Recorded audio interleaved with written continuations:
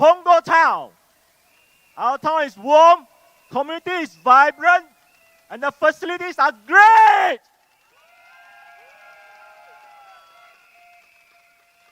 And I am even more assured to know that our town is being taken care by People's Action Party Town Council led by DPM Gan Kim Yong.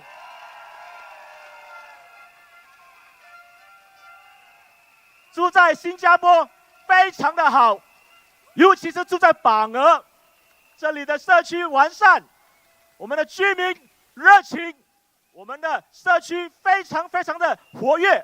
尤其我知道，我们的市政将被人民行动党市政理事会所照顾，严金勇副总理将会是我们的带领议员。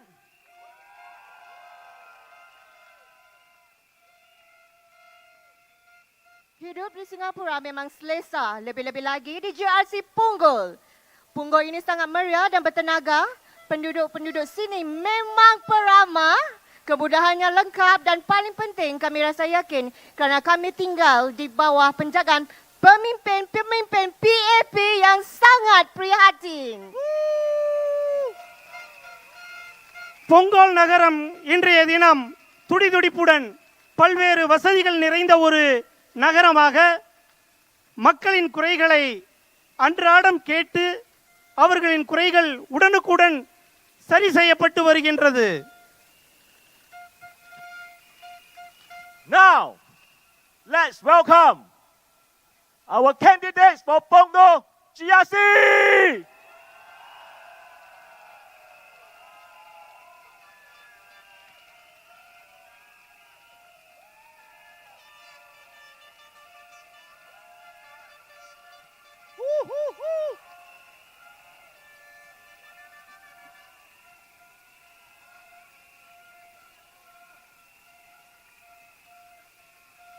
Let me introduce to you the candidates for tonight.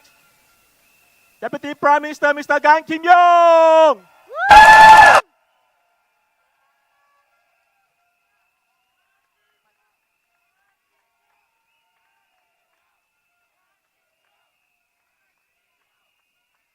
Next, we have Senior Minister of State, Dr.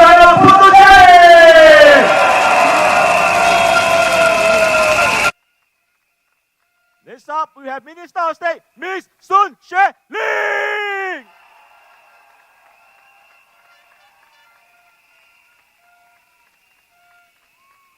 Last but not least, Ms. Yo Wan Leng.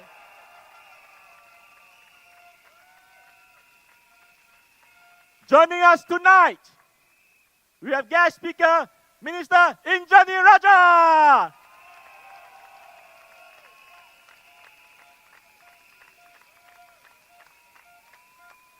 Senior Minister of State, Mr. Zaki Mohamad.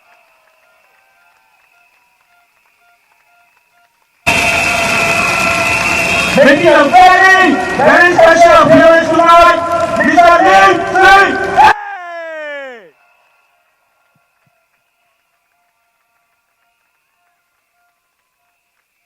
Sirs and ma'am, please take your seat. May I also invite the first speaker of tonight.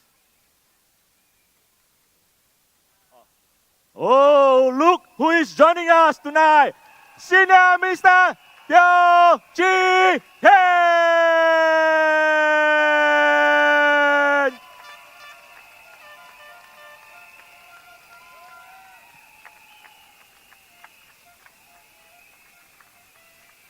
Thank you, sirs. Thank you, ma'ams. May I invite our first speaker of the night, Dr. Janil Puducherry, to take the stage. Dr. Janil.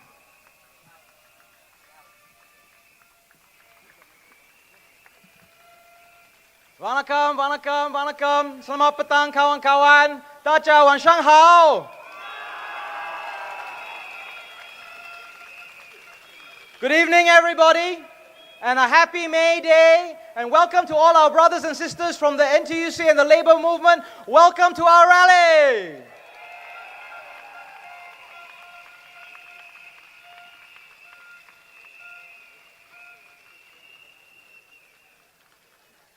We've had a hard-fought campaign. And over that time, the last few days, we've met many residents, many of them coming to meet with us, share their stories, take photos, but also many of them with comments and messages that we listened very closely to, that we took to heart. One of the things that I saw was a queue forming for residents to take pictures with DPM gun.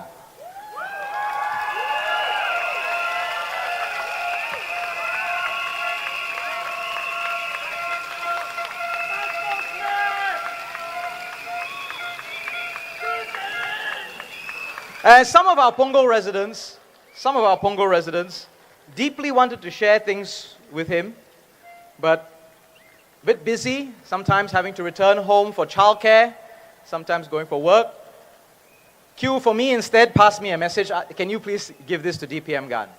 And one of those things that they wanted DPM Gan to know about was, please take care of yourself and take care of us here in Punggol.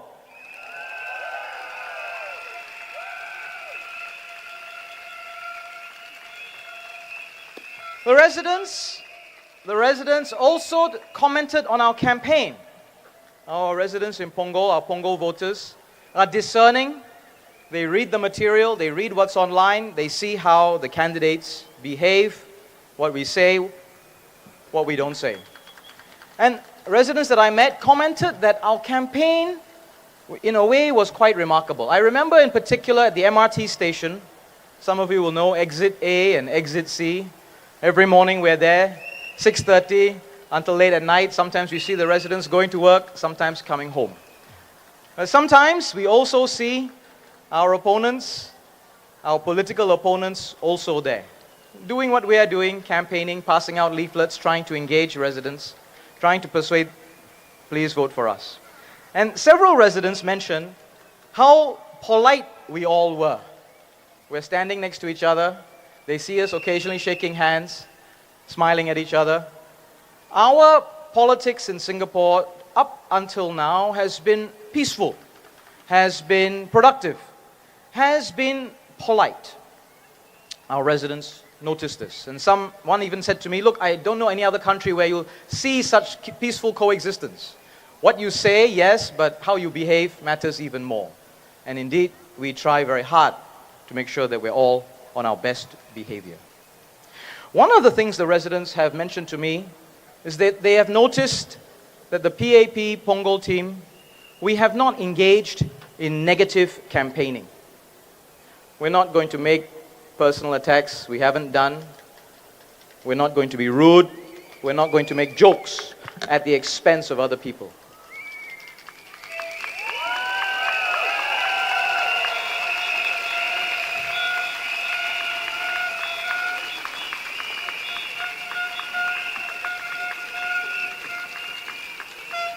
But if you're not going to do that, if you're not going to engage in negative campaigning, not going to make jokes, well, then you have to have real plans. And we have real plans for Punggol for the future, for 5 years and beyond. Let me tell you about our real plans.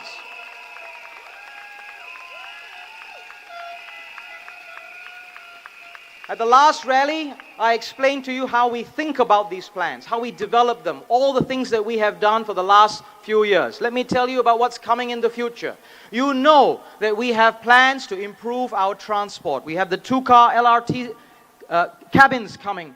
The services will improve. We have a new bus interchange that's opening up at Punggol Coast MRT as part of the Punggol Digital District. That bus interchange will open in June. And it will have new bus services.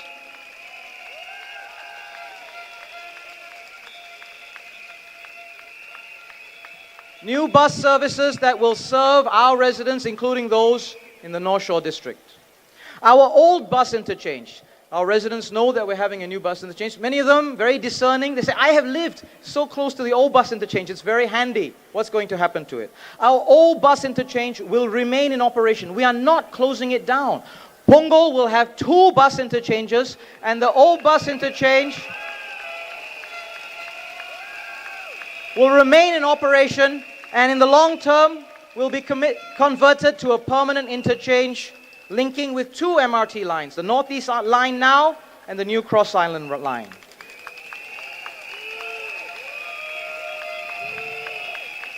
Our roads are being dug up for these MRT lines. Residents ask, what's going to happen? The road swings north, the road swings south.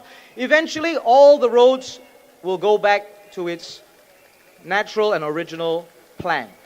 Nice, neat.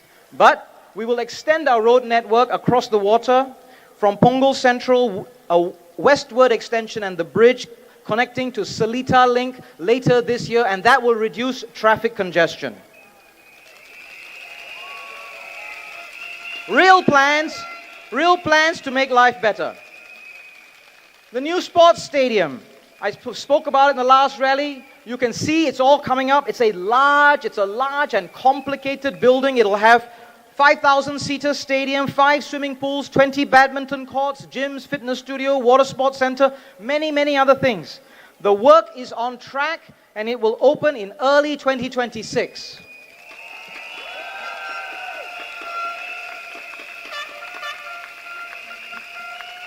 But we have to work to make it happen. We have to keep the project on track. We have to make sure that all of these things are working well and eventually deliver for our residents.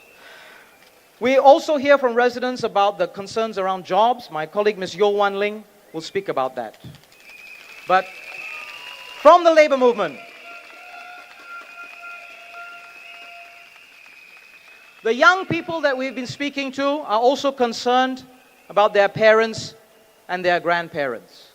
Punggol is a large town, many multi-generational families. You've seen us open active aging centers. St. Luke's in the North Shore area, what we do at One Punggol, the nursing homes. The active aging centers represents a shift in our approach, in our planning for our elderly, our seniors. Partnering with community organizations, having the seniors find fulfillment and social connectedness in the community. The AACs give them board games, fitness exercises, talks, activities, calligraphy, crochet. But actually the most important thing that they do, reduce social isolation, build friendships, and reduce loneliness. And I know that young people are concerned about this when they see what their parents are living through. And so, you know, we've already got several centers here in Punggol. Just this week, during the campaign, we launched another one at Punggol 21cc, a joint effort between Allkin and Sparkle Care PCF as an active aging center to care for our seniors. We'll have another AAC in Punggol, one of our HDB estates, by the end of the year.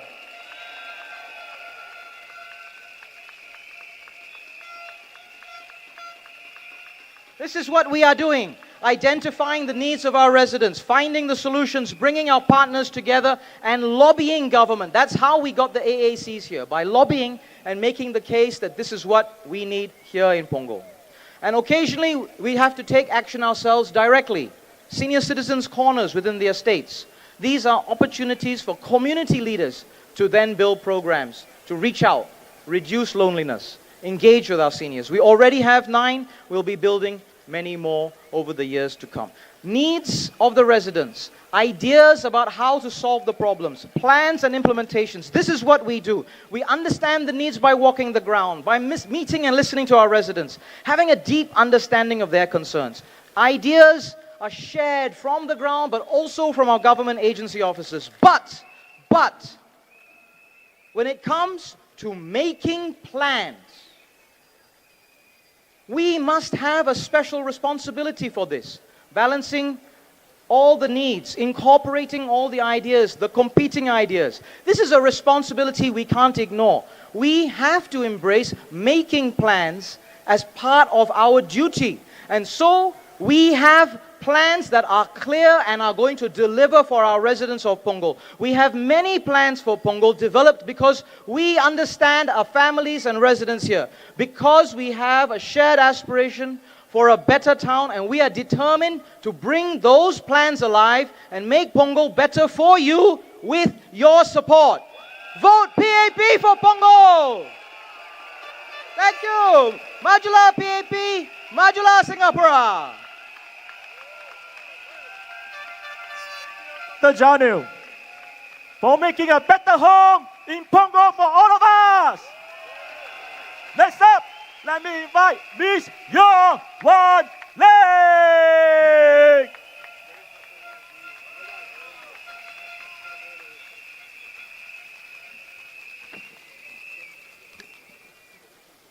Pongo residents,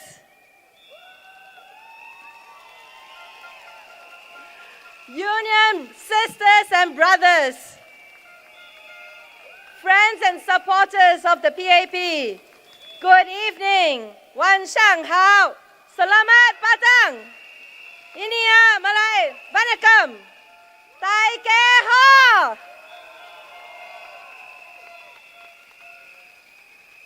Today is a very special day, not only because it's the last day of campaigning for the Singapore GE2025, but it's also a very significant day for all workers and my sisters and brothers from the labor movement, many who are Pongo residents. Happy May Day, everyone!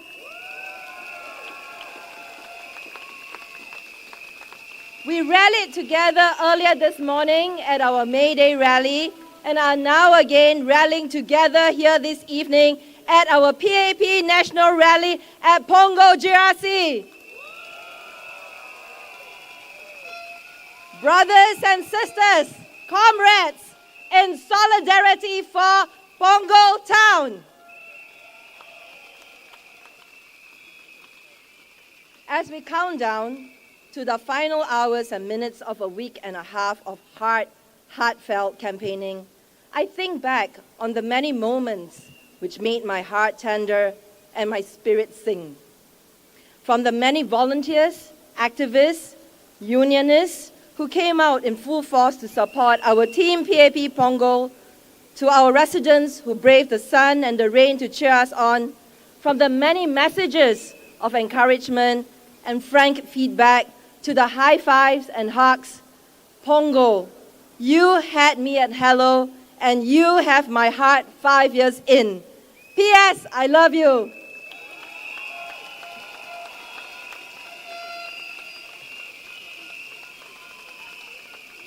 My dear Pongo residents, in the many moments I had with you, one was particularly thought-provoking, and it was a conversation I had at Waterway Point with a young couple, one of them a first-time voter. They asked me, with a steely gaze and a steady voice, why should we vote for the PAP? This is such a simple question, but it encapsulates, doesn't it, the reason why we are all here today. I thought about the aspirations and challenges our Pongo residents had trusted me with over the years, and the very reasons why I continue to fight for this seat to serve our Pongo residents.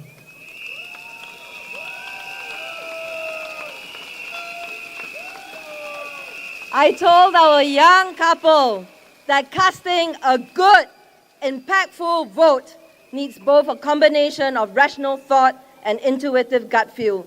And for me, it is important to choose representatives who are kind, with their hearts in the right places, who are hardworking and on the ground, and who can rally partnerships and resources to resolve issues and bring happiness and progress to our community.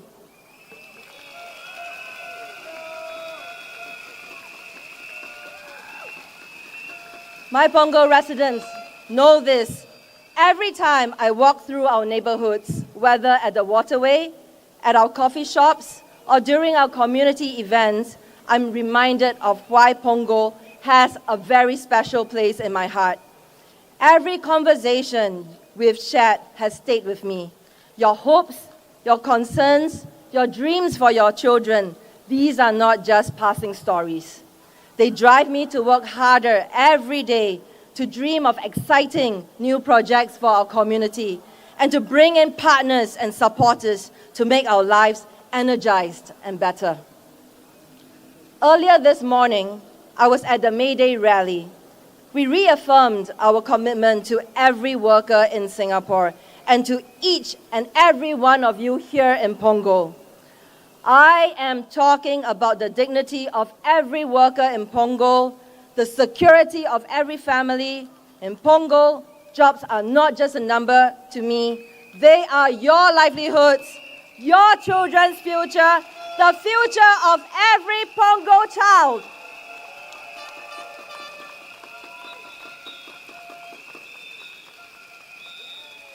In my walkabouts, I have met with many of our Punggol youths, and they are really awesome. Our youths have many aspirations in life and have plenty to look forward to. Cheryl is a youth leader who's just 20, but has been volunteering since she was 9 years old. Chloe and Chris have very big hearts, and both are gearing for a career in healthcare to look after our senior loved ones and children. Our Punggol youths have a bright future, and they are the young sprouts who will grow to be tall oak trees to shelter our community and nation in time to come. It is important that we continue to provide them with opportunities for growth, especially with their career options, even with the global looming uncertainties. In Punggol Town, we believe that career success isn't just about finding opportunities. It's about creating them together with our partners and other stakeholders. Since 2020, our Punggol team has brought in NTUC's E2I as a partner for employment and employability, and we are committed to ensuring every resident, regardless of age or background, has access to meaningful career support right where they live.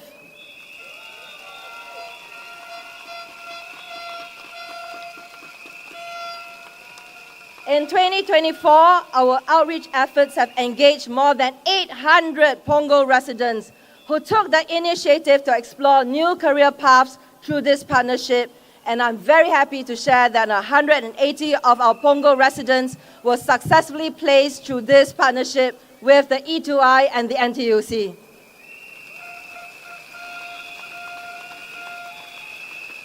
This momentum has led to the creation of our town's flagship career marketplace in March 2025, where over 1,000 jobs vacancy across various industries were open to our Punggol residents. And more importantly, 10% of these jobs were made specifically for fresh graduates. And this is a powerful signal that our employers are ready to invest in our young Punggol talent.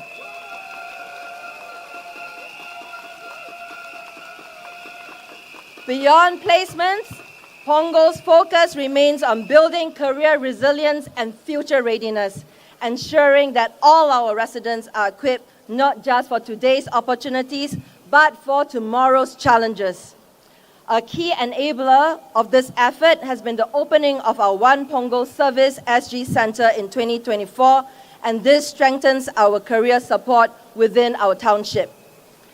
I am very pleased to share that going forward, we will partner with the E2I to launch a series of workshops based in Punggol, focused on in-demand skills and emerging career areas, including the AI and the digital economy. And this will help our residents gain confidence to navigate our industry shifts with clarity.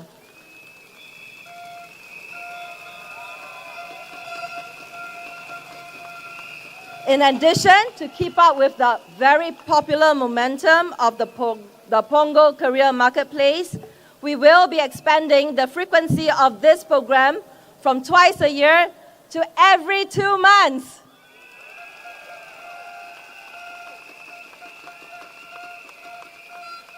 One of the key concerns raised by residents in Punggol is the need for meaningful opportunities for mid-career professionals who are looking for a change in careers.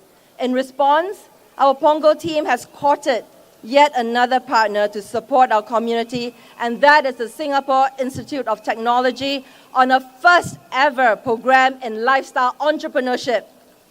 With this 4-month program under the belt, Punggol residents will be equipped to start their micro businesses as freelance writers, private home chefs, online marketeers, and the exciting list goes on. And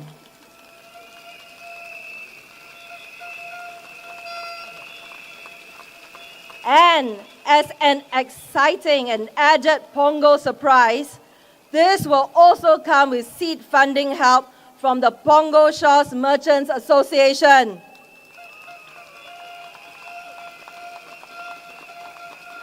This initiative reflects our ongoing commitment to empower our residents with practical, future-ready opportunities for self-reinvention. Pongo is also a town with young families, and our residents are faced with stresses from caring for their children, their senior loved ones, and the financial pressures while raising a family. The moms I speak with often tell me that they will love to return to work, but find it difficult given their need to wrap their work around their caregiving duties. As such, it is important that we continue to normalize FWAs in the workplace, and I give you my word, I will continue to advocate for this in Parliament. And we will also need to create local in-community jobs. To these, I am pleased to share that we will now extend our NTUC's See You Back at Work program, which helps our caregivers and moms to return to work with flexible work options, to also include micro jobs in Pongo neighborhood. This will include babysitting, healthcare assistance, tuition, and surveyors. This will also be in partnership with our Pongo flagship local program, Project Success. My dear residents, the choice before us is clear. Do we want to continue building on these strong foundations? Do we want to ensure that every Pongo resident has access to good jobs and meaningful careers? Do you want a team that doesn't just talk about helping workers, but has a proven track record of delivering results? If your answer is yes, then I ask for your support.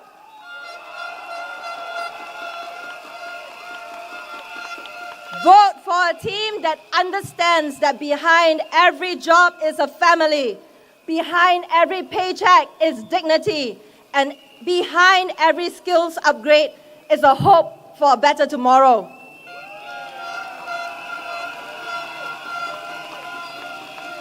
Vote for a positive force.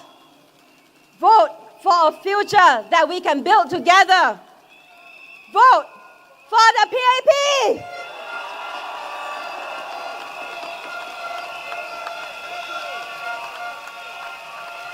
Thank you, Ms. Yeo Wan Ling. The choice is clear. Vote for PAP! Next up, may I invite Mr. Zaki Mohammed to take the stage.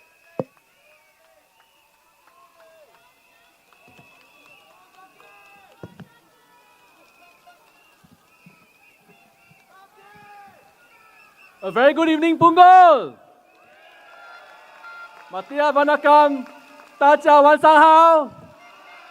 Selamat malam kepada semua. Please allow me to begin my speech in Malay, our national language. Salam sejahtera saudara-saudari sekalian. Sepanjang kempen pilihan raya ini, pelbagai isu telah dibangkitkan, termasuk isu-isu yang sangat sensitif dan membangkitkan perasaan dalam masyarakat Melayu Islam Singapura. Dalam 9 hari ini, saya telah bertemu ramai rakyat Melayu Islam, dari pekerja kepada usahawan, dari ibu bapa kepada warga emas. Ramai yang telah berkongsi kebimbangan mereka, tetapi mereka juga telah mengongsi harapan mereka. Mereka berkata, kita harus kembali kepada apa yang paling penting, kehidupan seharian rakyat. Mereka mengiktiraf bahawa isu-isu seperti Palestin dan Tudung adalah penting dan menyentuh hati. Saya setuju. Tetapi mereka juga memperingatkan jangan kita lupakan keperluan asas mereka. Soal bread and butter seperti peluang kerja yang baik, pendapatan yang stabil dan juga pendidikan untuk anak-anak mereka. Ini yang benar-benar penting bagi kebanyakan keluarga kita hari ini dan juga keluarga di Punggol.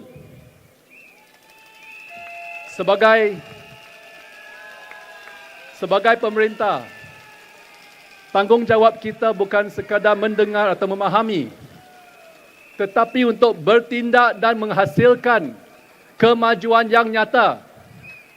Sebab itu kita tumpukan usaha secara konsisten dalam pendidikan, pembangunan kerjaya, memperkukuh institusi agama dan juga bagaimana kita memperluaskan jaringan sokongan sosial supaya masyarakat Melayu Islam kita akan terus mara ke hadapan tanpa ada yang tercicir.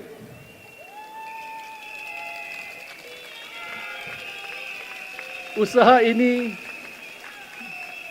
bukan dilakukan dengan senyap. Kita sebagai anggota Parlimen Melayu PAP tidak pernah berdiam diri. Di Parlimen, anggota Parlimen Melayu PAP telah memainkan peranan penting dalam menyuarakan keprihatinan masyarakat kita. Semasa usul mengenai Gaza dibahaskan tahun lalu di Parlimen, 6 ahli Parlimen Melayu PAP telah berucap menyuarakan suara hati masyarakat kita. Selain daripada itu, 15 soalan parlimen ataupun parliamentary questions telah diajukan oleh ahli parlimen PAP mengenai isu Palestin di parlimen.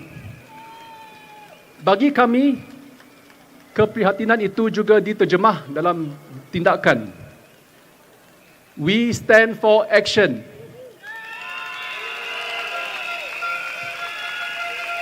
Jadi saya melalui peranan saya di MINDEF menyokong misi airdrop kita oleh RSAF di Gaza, penghantaran bantuan kemanusiaan ke Gaza dan baru-baru ini usaha Asia menjalankan operasi membantu pesakit Gaza di Mesir.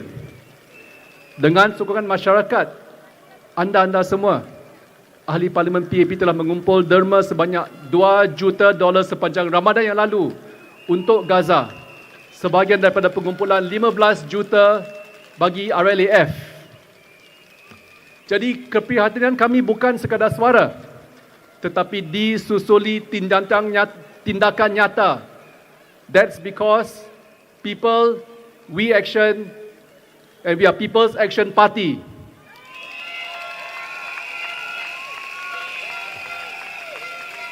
Namun kita juga perlu lihat usaha jangka panjang yang dibawa oleh ahli Parlimen Melayu PAP dalam memacu dasar-dasar yang membina masa hadapan. It's not just the sensitive issues, but also the issues that matter at heart. Jadi kita akan terus memperjuangkan dasar untuk memperkukuh pendidikan anak-anak kita, untuk kita memajukan pekerja Melayu, untuk kita menyokong asatiza dalam era moden, untuk membantu keluarga rentan, untuk mengurangkan pengulangan kesalahan dadah, untuk memperkemaskan pengagihan zakat dan untuk memperkukuh pentadbiran amla. Ini semua penting bagi masyarakat Melayu juga. Inilah perjuangan yang menyentuh kehidupan harian masyarakat kita.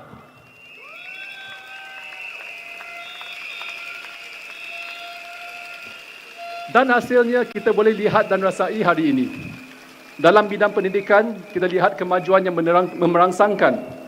Pada tahun 2010, hanya 30% belia Melayu mempunyai kelayakan pos menengah. Hari ini jumlahnya hampir 50%.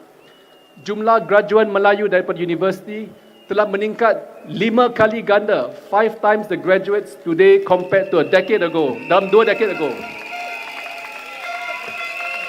Dalam bidang kerjaya, 40% pekerja Melayu kini dalam sektor PMET, naik daripada 23% 20 tahun lalu. Bagi kami, ini bukan sahaja statistik. This is not just about statistics. Ini mencerminkan peningkatan taraf hidup dan mobiliti sosial masyarakat kita.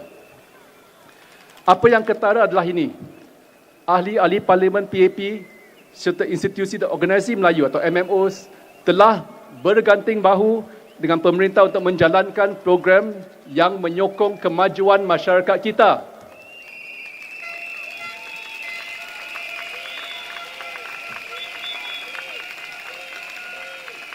Jadi hari ini lebih 25,000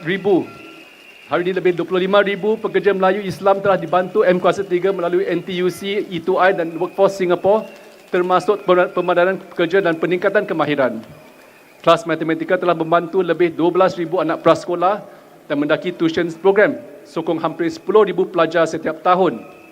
Jadi kita mahu setiap anak Melayu percaya bahawa kejayaan itu dalam jangkauan mereka.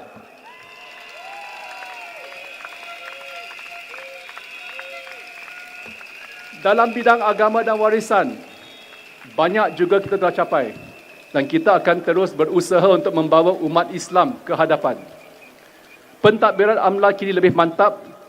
Kita telah melancarkan wakaf masyarakat Singapura untuk menjamin kelestarian madrasah dan masjid kita. Dan yang paling membanggakan, Sekolah Pengajian Islam Singapura, SCIS, akan dibuka menjelang 2028. SCIS bukan hanya sekadar sekolah.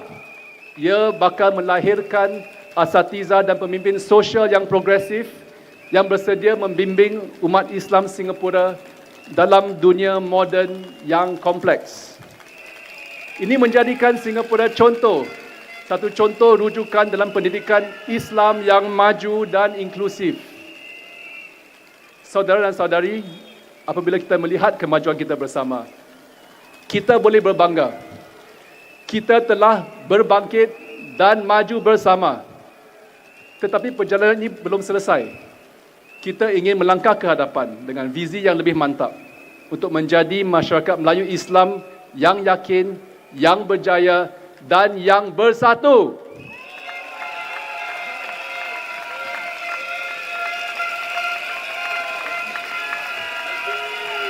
Dan dengan sokongan anda, pemerintah PAP akan terus komited untuk memperjuangkan masa depan anda. Kita akan terus maju. Jadi undilah pasukan PAP Punggol. Undilah demi masa depan masyarakat dan masa depan anak-anak kita.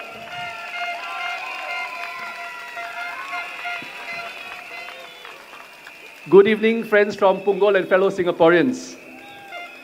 I gave it some thought on how best to begin this speech without mentioning Task Force men. It was tough. I tell you, it was tough. I see your banners and posters here. But let's be honest, that's exactly what DPM Gan Kim Yong is. He undertakes the task and he delivers. That's him. That's the man I know for the last 20 years.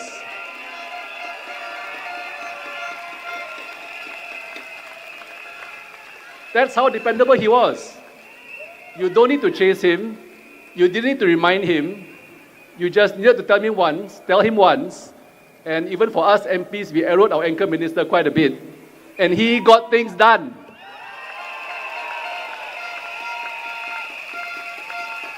He makes the effort to go the extra mile. He looked for solutions. And even when there are policy constraints, he'd find a way. But more than that, he cared. Not in the showy headline-grabbing way, but in the quiet, steady way that really matters.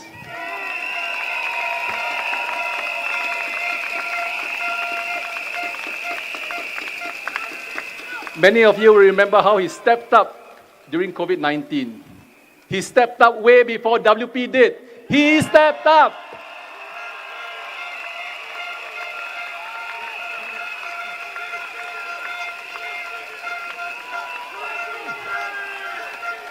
But the difference is that he is calm, he is steady, he is kind, he is reassuring. He didn't seek the spotlight, but he anchored the whole effort, guiding two younger ministers through one of the toughest moments in our history.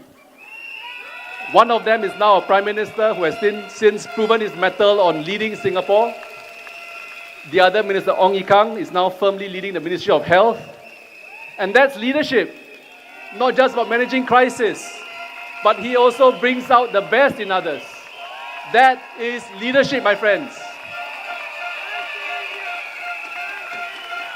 DPM Gan also brings something we talk about a lot, diversity in government leadership. He came from the private sector, a former CEO at Net Steel.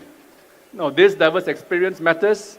I've seen him in cabinet, the clarity in which he understands business, the economy, and investors' concerns. He's played a key role in key projects like the Singapore-Johor SEZ, making sure that they are not just big announcements, but that they deliver real benefits, business opportunities, and progress for Singapore.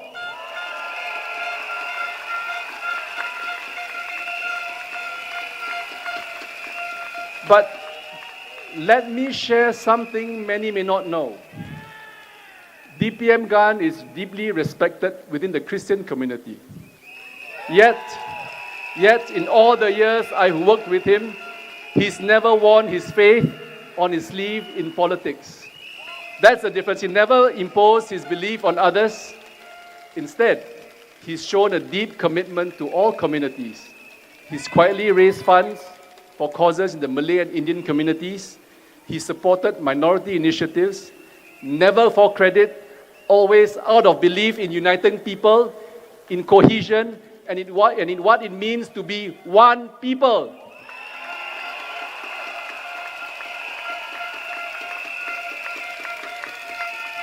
And that's why I believe with full conviction that DPM Gan will serve Punggol with the same heart, with that same discipline, with the same desire to do what's right and not what's easy or what's popular. So if you're wondering who can tackle the big task ahead, rising costs, job security, community growth, this is your man.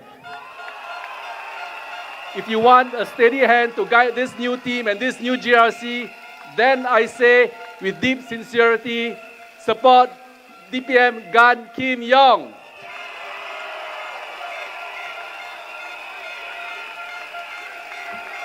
I've called him Chief as a nickname for 20 years. If I had to go into any battle in stormy weather or clear skies, I'd follow the Chief without hesitation, because I know DPM Gan will always put Singapore and Singaporeans first.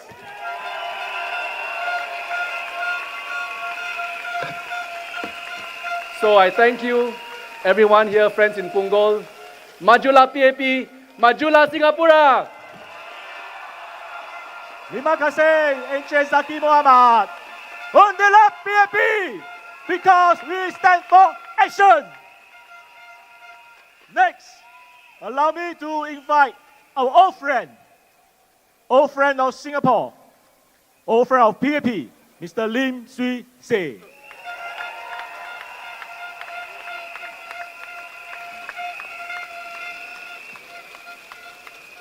Dear residents of Punggol, my dear brothers and sisters from the labor movement, my fellow Singaporean, good evening. 亲爱榜额的居民们、同胞们，大家晚上好。我小孩子的时候，不时会坐一辆红色的巴士到澎湖来，在海边玩水、吃午餐，那是很多年前的事情了。你也是很好呀。看到今天的榜额，很让我感到很惊叹。榜额改变了，而且不只是改变，是翻天覆地的大改变。所以我很为你们高兴，也很为你们骄傲。其实，除了榜额之外，全新加坡多年来也是有大改变、大进步。我年轻的时候到英国念书，一到了英国学校里，英国人就问我 ，Lim， 当然是用英语啦，不是华语啦哦。Lim， 你从哪里来？啊 ，Lim，日落地国来，日是地国来。我说新加坡，他们的回复是新加坡在哪里？没有听过。啊，新加坡落地国没听过。我听了很失望。有一天，有一个英国的学生叫 John， 我还记他名字，问我一样的问题，我给他一样的答案。他听到我说我是新加坡来的，他说：“哦，新加坡。”我想喝水了。最终碰到一个英国人，知道新加坡在哪里，我很高兴。9个月后，夏天到了，学校放长假，学生们准备回家度假。John 看到我，他说 ：“Lim， 你什么时候要去日本？”我说：“我为什么要去日本？”他说：“日本不是你的家吗？新加坡不是在日本吗？”对啊。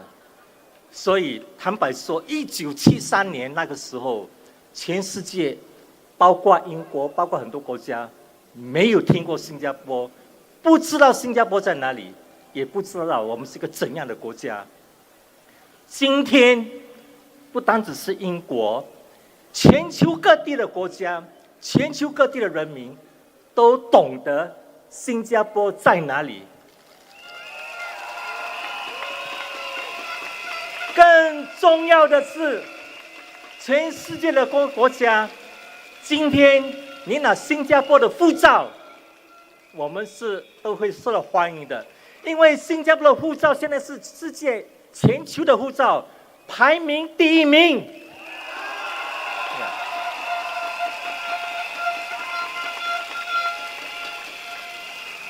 所以作为新加坡人，我们每一个人都可以引以为荣。我们今天的成就，不是老天送给我们的，而是我们多年来刻苦耐劳，现在可以说是苦尽甘来。我问你，新加坡人行不行？呀，新加坡人的确是顶呱呱的。不过话要说回来，我们过去走了很多路，很多难走的路，放眼将来，还有很多更长、更难的路要走的。因为这个世界的大局面已经改变了，每况愈下，越来越混乱。在这个情况之下，如果我们新加坡要继续进步的话，有一个先决的条件，就是我们必须继续的把我们的经济做得越来越有竞争力，越来越能够增长。因为如果新加坡的经济失去了竞争力，我们的增长率放慢了，我们全国的人民都会一起穷下来。我不知道你，我是一个不认输的人。我以前在经济发展局做过事，所以我们很喜欢跟全球竞争，因为竞争就是新加坡的生存之道。多年来，我们是抓紧要如何在全球各地找那些条件最好的企业、顶尖的企业，把他们吸引到新加坡来投资。我们要的不是他们的钱，因为有些投资家把钱带来新加坡，钱生钱，这个我们不是太有兴趣。我们兴趣的是那些愿意把他们的最好的科技带到新加坡来，把他们全球的市场带到新加坡来，把他们的操作的能力带到新加坡来。这样新加坡就有这个能力，有这个先进的制造业，有这先进的服务业，我们就能够从新加坡提高我们国人的技能水平，提高我们的经济，提高我们的国际性，从新加坡出口到外国去，这样新加坡的经济就会越来越好。多年来我们做到了。其实严金勇部长今天过去几年这个重大的项目就是由他负责的，你知道吗？你知道吗？在2013年，不是2023年，2年前，在严金勇的领导之下，我们吸引了超过120亿元的投资。去年我们吸引了135亿的投资。如果你不知道135亿有多大，我可以跟你算，它相等于每天严金勇和他的部下每天为新加坡吸引3700万的投资，而且这个投资都是顶呱呱的投资，高科技高技能水平。因此，新加坡多年来就通过这个外国的投资，吸引这个最顶尖的这个科技等等。问题就是这些好的项目，新加坡要，别的国家也要，所以这个竞争会越来越激烈。所以这次大选，我希望大家能够考虑到这一点。因为如果新加坡在未来5年、未来10年、未来20年，如果我们不能够在国际市场上有效的跟别的国家竞争，把最好的项目、最好的科技、最好的市场带到新加坡的话，我们的前途会越来越渺淡。所以这次大选，我希望大家能够考虑支持人民行动党。在大选之后，我希望我们的王群才总理他会有一个强有力的内阁。那么这个内阁很重要的，必须包括谁？严金勇。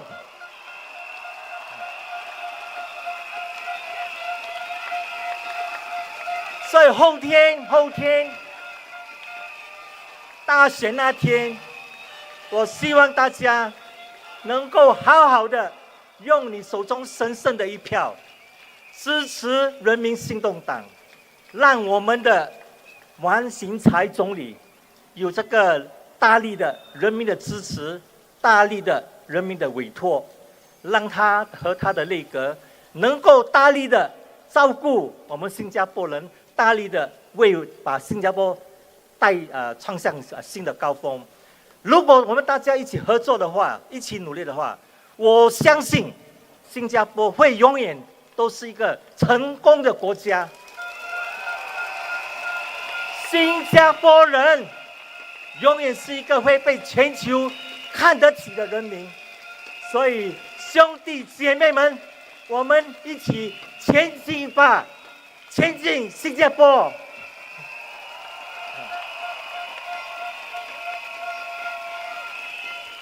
My dear residents, my dear fellow Singaporeans, earlier in my Mandarin speech, I touched on the importance of attracting foreign direct investment. Because without foreign direct investment, Singapore would not have access to the leading edge technology, to the best market in the world. So all over the years, we've been working very hard to bring the best company, to bring the best project into Singapore. So far, we've succeeded. But we must understand, why did we succeed? After all, good projects, not just Singapore, all over the world, every country wants to have the same thing. So when I was at EDB, we talked a lot to our investor. We asked them, now, what are you looking for? And when they come to Singapore, we ask them, why did you decide on Singapore? Because we think it's important to understand this so that we can keep repeating our success. So once, a company wanted to put a very big investment, about $500 million somewhere in the world. Finally, they decided on Singapore. So our political leader asked the chairman of this company, can you please tell me, how did you come to decide on Singapore? And the gentleman said, well, my projects, I classified them as small, medium, and large. Small project, anywhere is fine. There must be at least 20, 30 countries or locations in the world. I can put them. It doesn't matter where, after all, small project. Medium-sized project, maybe only 10, or maybe 7, but never more than 10. But for an important project, a project that will affect the long-term survival of the company, not more than 5. And our leader asked, not more than 5. Then why is that Singapore, as a small country, why are we one of the 5? And in fact, we were the number 1 of the 5. And the chairman told our leaders, they said, I tell you very frankly, first, we asked, can this location, does it have the capability to do the work? He said, for Singapore, answer is yes. But many countries, all the 5 locations got a tick. Second, does Singapore have the capacity, the land, the water, the manpower, and so on, to enable to grow and to expand? He said, Singapore, tick yes. But to be frank, all the other 4 also got a tick. Then finally, come to the third tick. He said, this investment will take my company at least 10 years to reach full potential. At least 15 years to recover our investment. At least 20 years for us to make money. So in other words, the third tick we're looking for is whether this location has got policy stability, has got political stability. Because anywhere they went, whenever they change of government or the government become weaker, under pressure in the parliament, they start to change policy. All right, so that affects their long-term investment.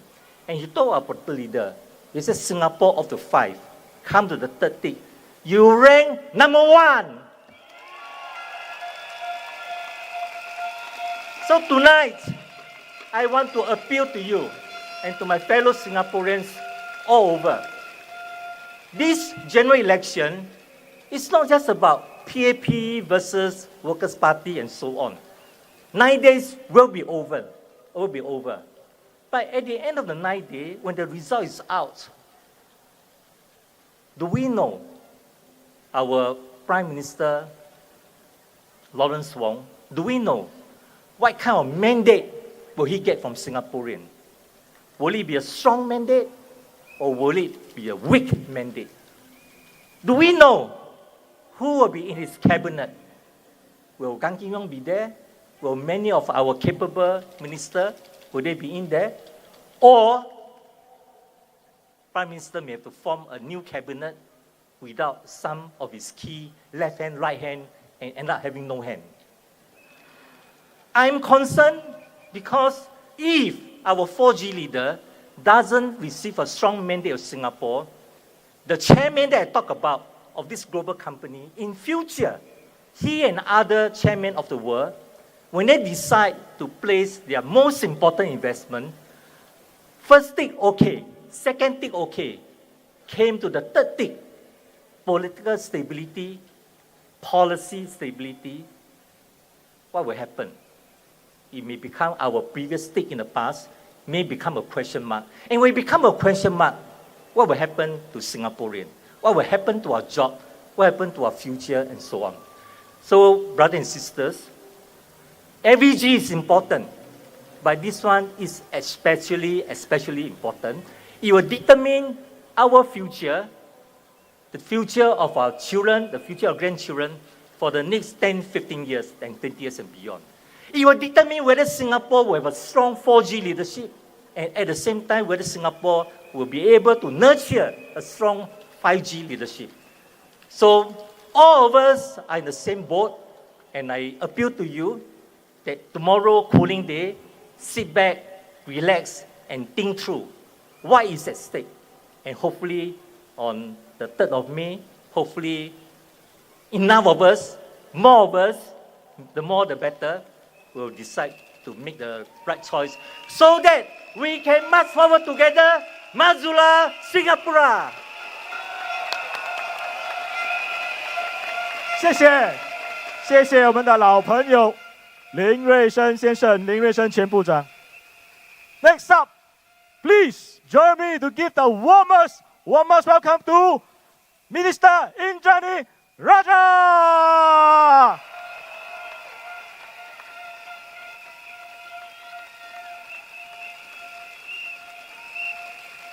Good evening, Punggol. I am here this evening for the same reason you are, which is to support our PAP Punggol team.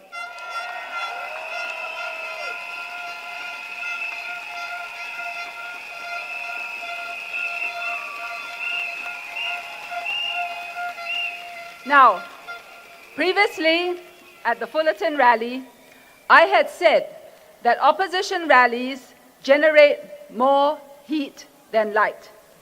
Tonight is time to shed some light.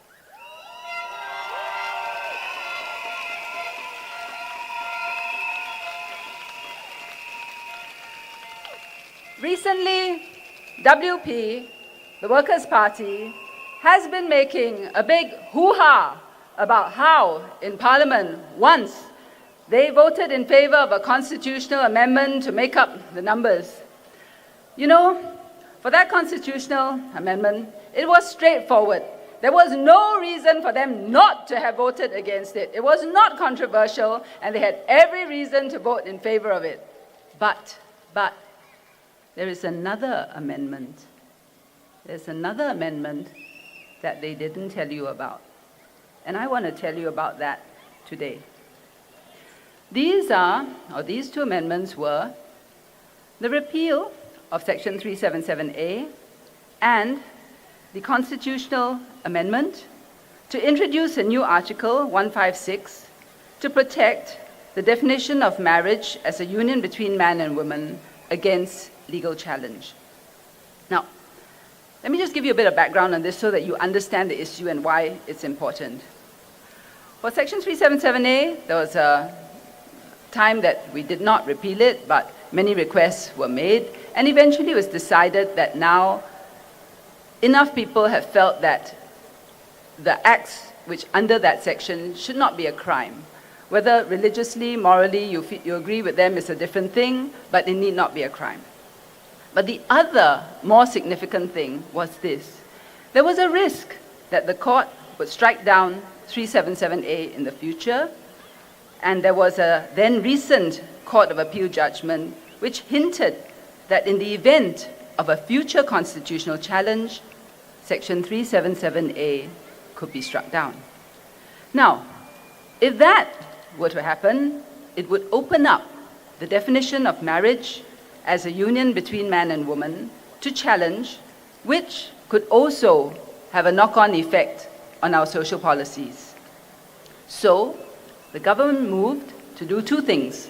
One, to repeal Section 377A, but two, to make a constitutional amendment to introduce a new article to protect the current definition of marriage as a union between man and woman against a legal challenge, but we also left open the door to allow future governments to amend the definition of marriage by simple majority so as not to unduly restrict or prevent future generations and a future government from deciding this issue.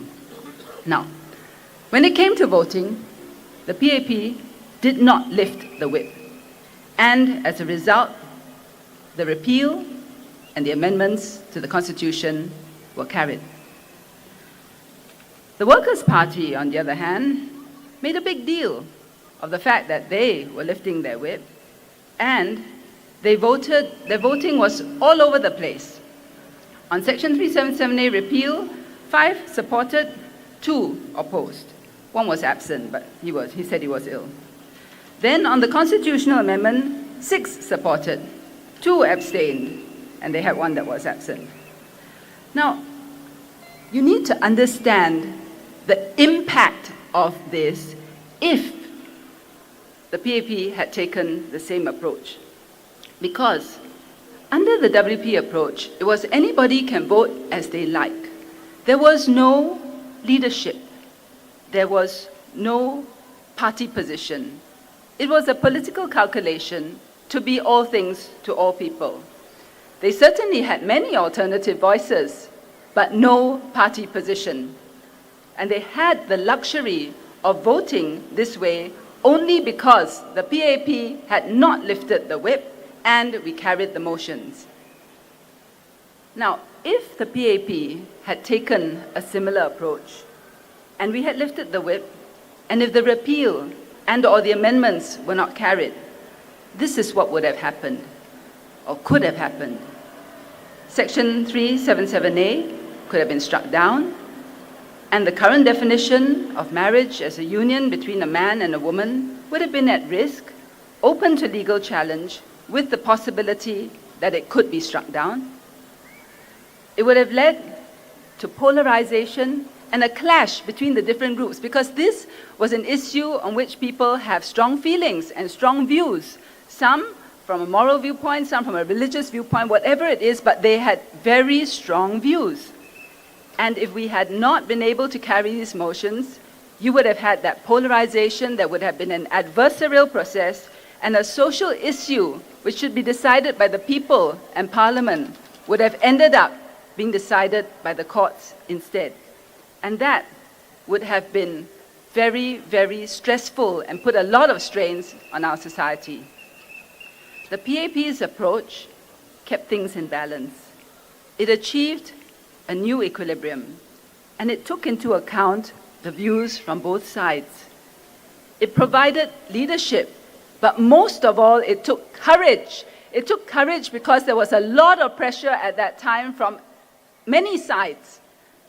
But we had to steer that course, and it would have been so easy to go the WP route, but we did not, because we believe in preserving our society, in having unity, taking into account everybody's considerations, but trying to create that space where we can all live together and have some accommodation.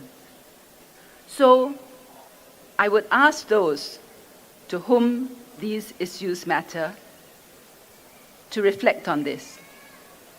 When it came to the crunch, on a delicate and potentially very contentious matter, WP bailed. Political leadership requires courage, not expedience. And the PAP is a government that governs on principle, not expedience.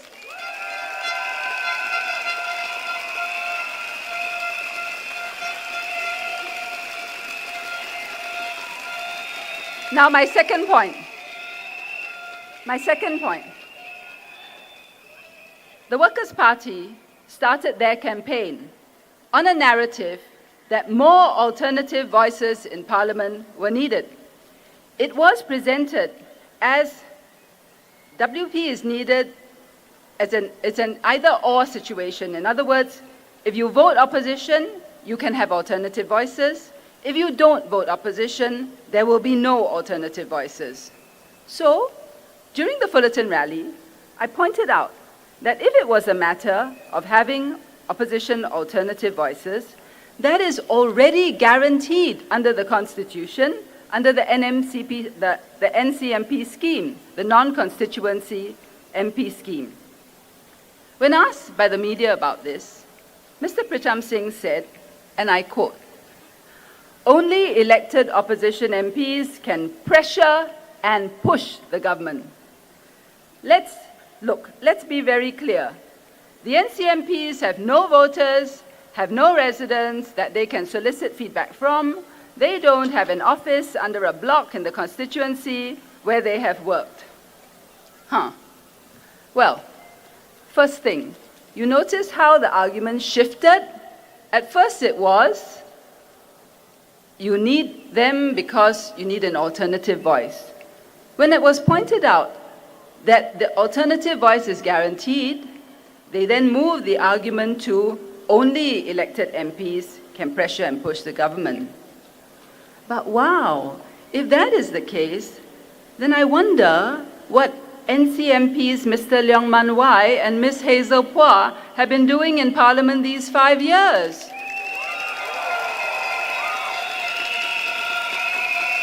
They are both NCMPs. PSP says they have been very active in Parliament, but according to Mr. Singh, they, being NCMPs, if you take his argument to its logical conclusion, they have no voters and no residents to solicit feedback from. So I wonder how they have been raising all the things they say is based on ground feedback.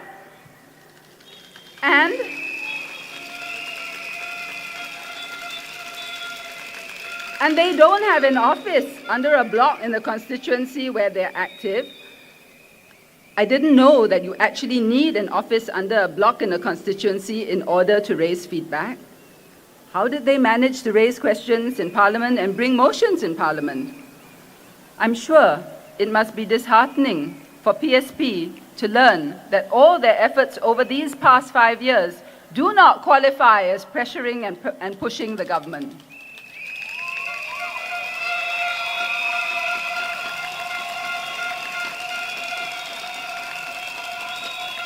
And NCMPs, by the way, are also elected.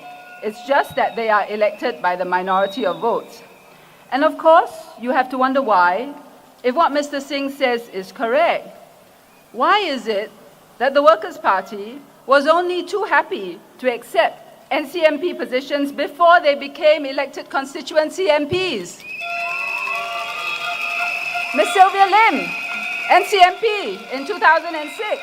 Mr. Yee Zhenjiang, Mr. Gerald Giam, all NCMPs. They had no residents and no voters then. I wonder how they managed to raise issues. And I'm surprised to learn that all the time that they were NCMPs, they were not pushing or pressuring government, and only their parliamentary colleagues with constituency seats were. So I ask you, Pongo, I ask you that when Workers' Party makes these smooth statements, examine them. Examine them because when you probe deeper, when you look at what they say, you may find that they don't hold up. And tomorrow, cooling off day, take that time. I'm not saying to you how you should vote, but I'm saying look at what they say very carefully because they don't always hold up to scrutiny.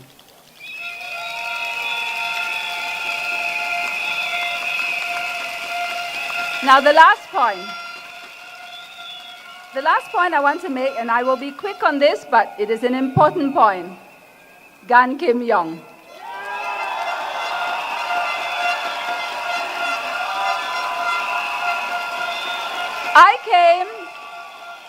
I became MP the same year as Gan Kim Yong in 2001, so he's my batchmate, and I know him well. I have been very dismayed by the personal attacks made on him by another party. And I just want to say this. Mr. Gan Kim Yong was the health minister at the height of COVID. At that time, in our darkest hour of the pandemic, he was the one who was there with a steady hand steering MOH and steering the country through all the medical aspects of it. And please don't get me wrong, because I know that there were many other people involved in helping to battle the pandemic. But unlike some others, Mr. Gan Kim Yong doesn't claim credit for everything.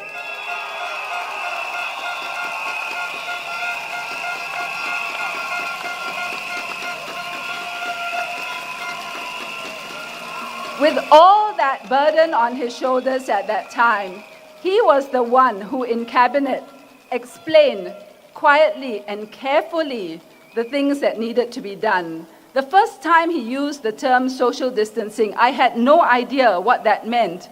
And he explained it, the consequences of it, what we would have to do. Under him, our Ministry of Health was able to secure vaccines early, before many other countries were able to.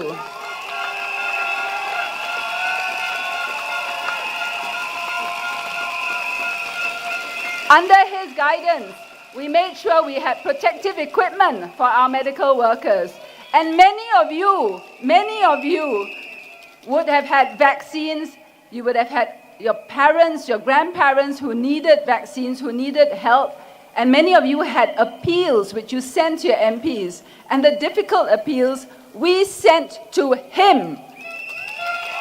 And he helped.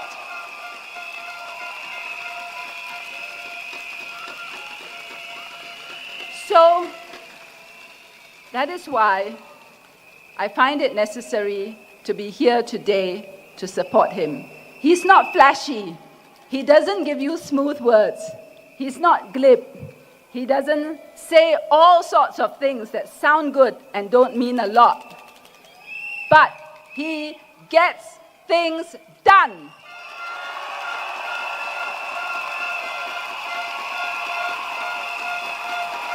So, Pongo,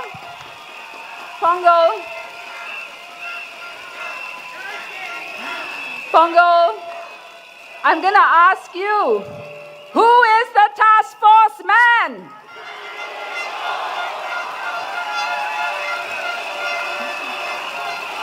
Who is the man who should be leading PAP Pongo GRC? Who should be the team that is for the Pongo GRC? It is our team, PAP.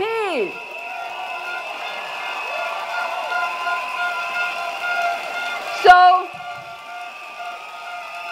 when Saturday comes, you know who to vote for. Majula PAP, Majula Singapura.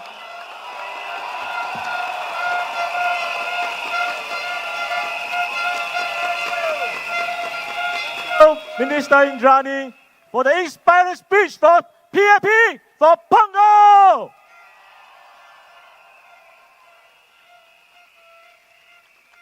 Next up, I need your full attention.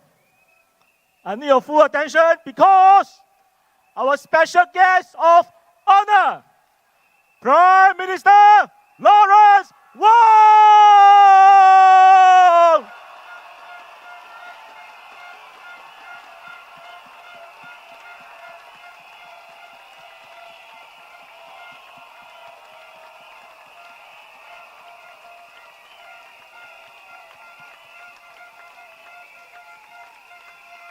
Welcome, welcome, Prime Minister Lawrence Wong to Pongo GRC.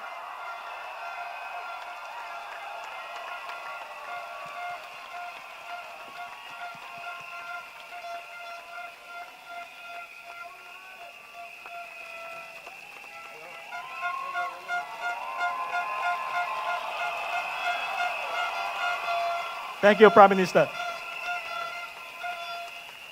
Pongo, are you ready?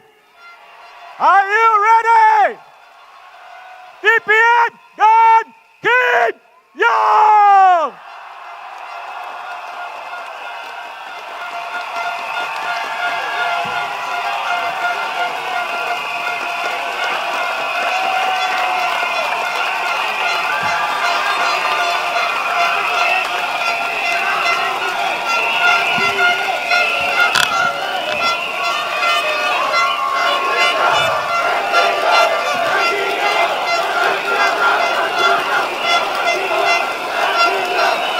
Residents and friends of Pongo, it's me again.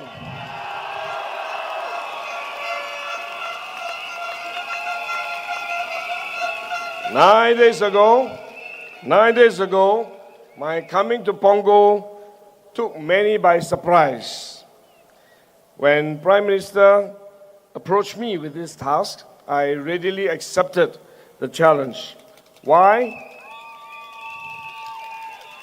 Why? Because I fully supported his intentions to have someone senior to take Senior Minister Teo's place when he retires, so that we can continue to take into account the voices of the people of Pongo.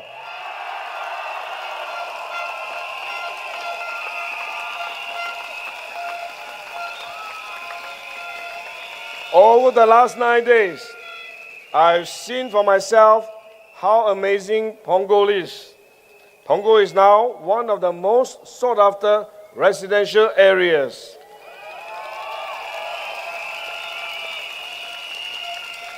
You have one of the most enviable networks of green spaces and parks where families can gather and play. Coney Island, just a stone throw away.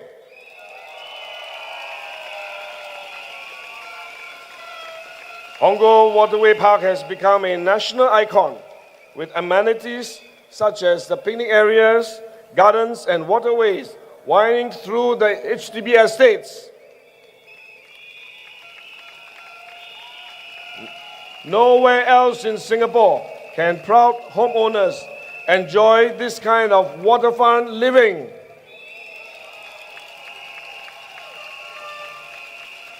The Punggol Digital District, the PDD, has created over 28,000 jobs and continues to be a testbed for new and emerging technologies.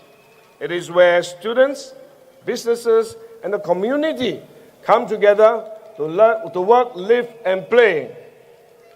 And all this did not happen by accident. It was the product of 15 to 20 years of hard work by the PAP government.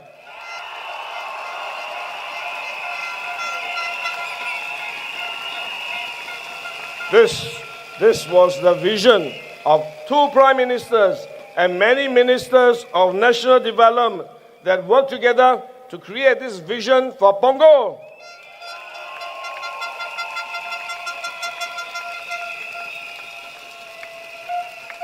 In my walkabouts over the last few days, I've also witnessed many good local initiatives benefiting our community.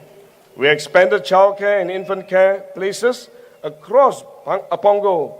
More than 14 childcare centers have opened since 2020, adding more than 3,000 infant and childcare places. And we are looking forward to 7 more to be opened.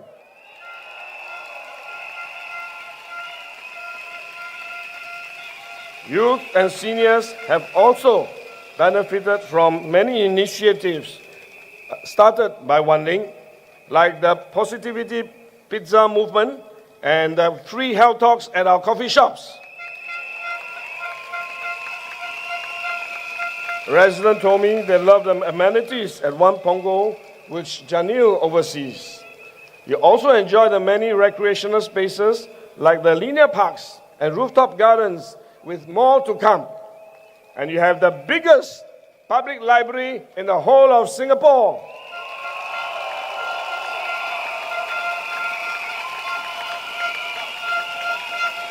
Residents of Punggol, I'm deeply honored to be part of this team that has done so much for Punggol over the years, and I hope this good work will not go to waste.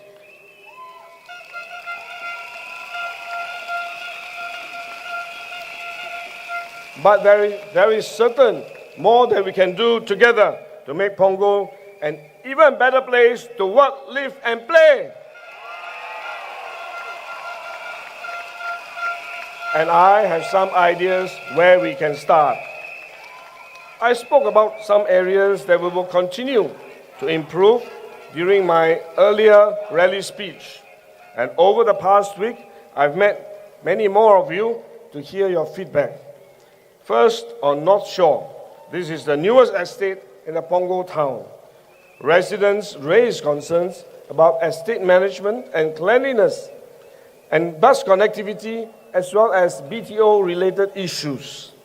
We take estate management very seriously, and if elected, we will work hard to resolve these issues. That is our promise.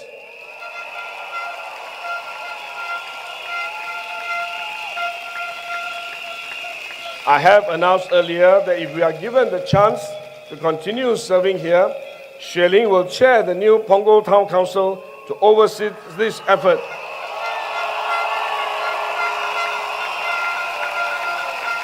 And you can look at Xue Ling's record in managing Punggol West.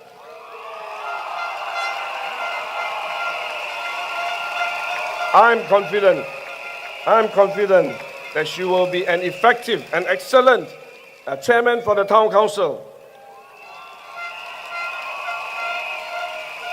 As a start, Xue Ling told me that he has already followed up with the Pasir Ris Town Council chairman to set up a committee for the handover from the Pasir Ris Punggol Town Council.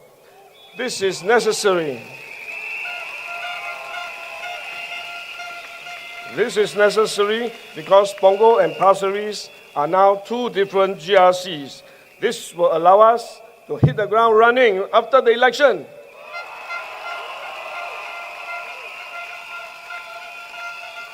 Of course, our town council will not just look after North Shore, but the whole of Punggol. One area that we will prioritize is to build more covered linkways in Punggol. Residents have consistently shared with me that they would like to see a more comprehensive network of covered linkways so that it is more convenient for Punggol residents to commute from one point to another, especially during bad weather. One particular request is to provide sheltered linkway for our young students, such as at the North Shore Primary School, which I visited just a few days ago. I assure you that this is something we will focus on. We will work with the new town council and relevant agencies to draw up a comprehensive plan for our connectivity as well as our covered linkway so that we can help you to be as connected as possible while protecting you from the weather.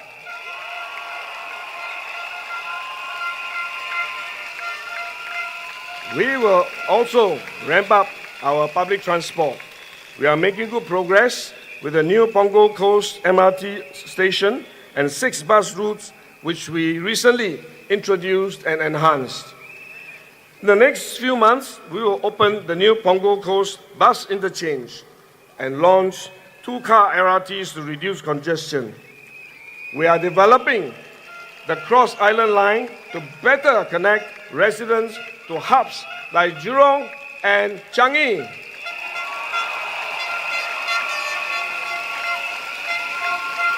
Punggol is still growing, and as Punggol continues to develop, we will study how to serve our town better with improved amenities, connectivity, and safety. Some of you also worry about the frequent turnover of food stalls, especially in the North Shore Plaza, and share that you would like to see more retail and F&B outlets and options in your neighborhood. The upcoming Punggol Coast Hawker Centre opening in July will provide more options for you.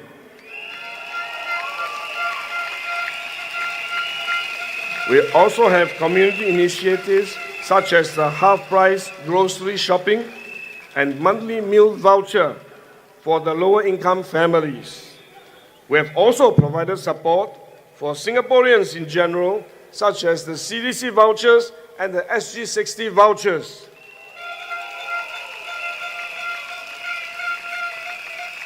Singaporeans can receive $800 in CDC vouchers for FY 2025 and either $600 or $800 in SG60 vouchers. A family of 4 with 2 elderly aged above 60 and 2 younger adult children will receive 3,600 of CDC and SG60 vouchers in total.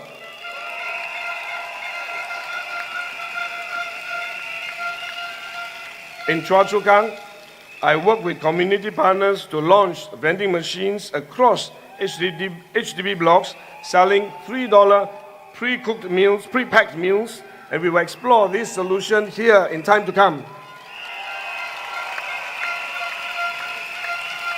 These are just some of the feedback I received over the past 9 days. I will continue to engage you on the issues that matters to you. But Punggol is not just about the hardware. It is also about the hardware, the people, and the spirit. I used to hold events in parks and gardens for community bonding. For instance, we would have music, we would have performances to showcase our local baskets, and we also have farmers markets to support our local farmers. Punggol has much more community spaces that can be used. You have parks and greens and gardens, and we will explore how we can rekindle the Punggol Kampong spirit.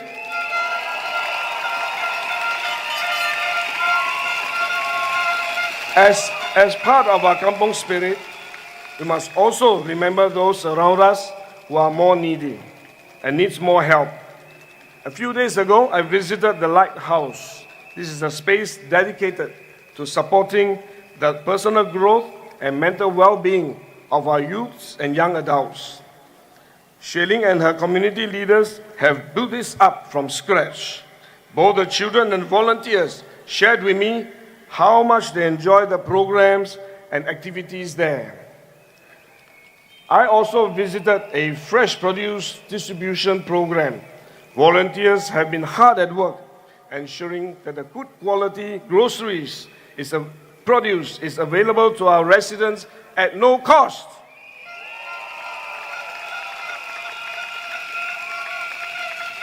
About 400 families benefited from this initiative every month. At the end of the day, I believe the best way to help those in need is to secure for them good jobs.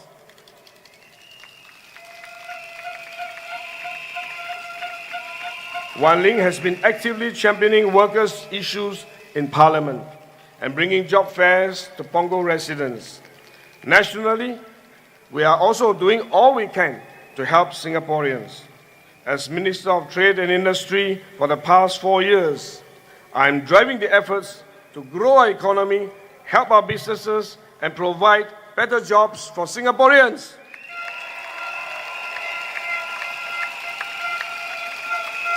It has not been easy surviving the COVID-19 pandemic, weathering a period of high inflation and global supply chain disruptions, and now the most recent US tariffs. We have set up the Singapore Economic Resilience Task Force to help our businesses adjust and adapt quickly and prepare our workers for jobs of the future. We will double down on reskilling and upskilling initiatives and give the vulnerable more support to bounce back quickly.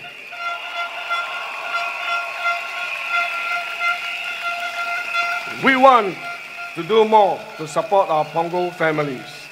Some of you worry because you have elderly parents to take care of.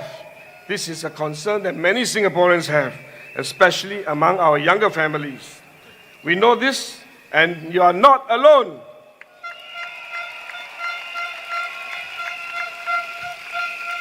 We will work with you, and we want to strengthen more support for our caregivers. These may take some time to implement, but if elected, I promise to further explore how we can give our seniors and caregivers greater support and greater peace of mind.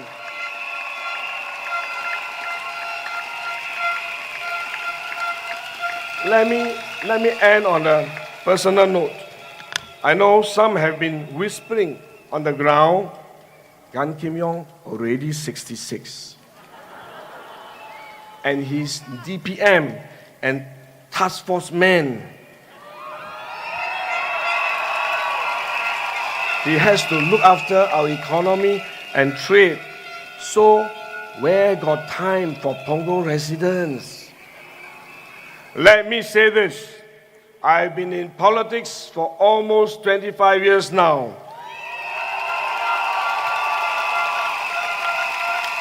Since I started in 2001, my first priority has always been my residents.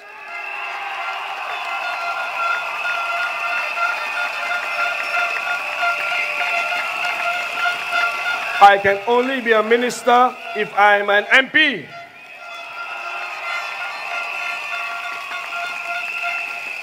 So being your MP is my first priority.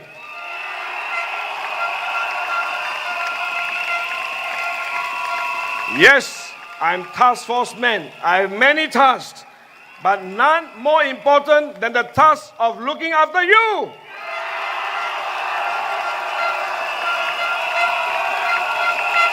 I am task force man for Punggol.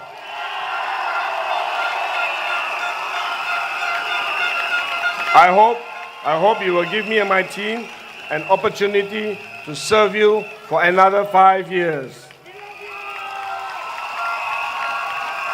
We will work as a team to take care of Punggol and every one of you. Let me say a few words in Mandarin. 亲爱的榜儿居民们，亲爱的新加坡同胞，大家好。9天前我来到榜儿的时候，很多人都感到意外。当总理找我谈这项任务的时候呢，他告诉我，他希望有一位资深的内阁成员能够接替张之贤国务资政，继续守护榜儿，继续为大家发声。我完全同意他的看法，所以我就接受了这个任务。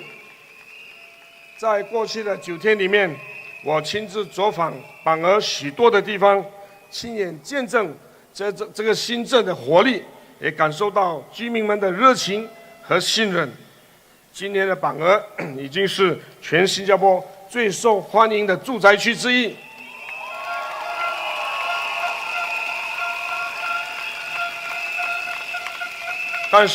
但是这一切也不是理所当然的，而是人民行动党政府在过去几十年里面一步一脚印、日复一日的努力耕耘，与居民一起携手合作，一点一滴建设出来的成果。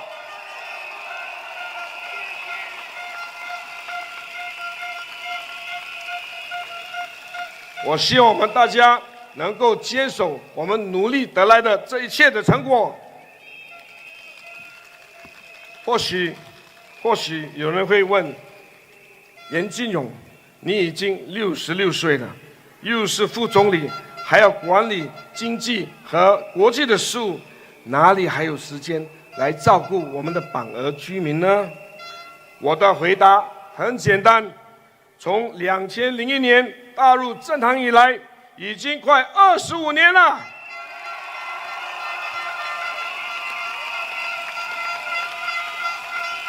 这25年来的每一天，我始终都记得一件事：居民的需要永远排在第一位。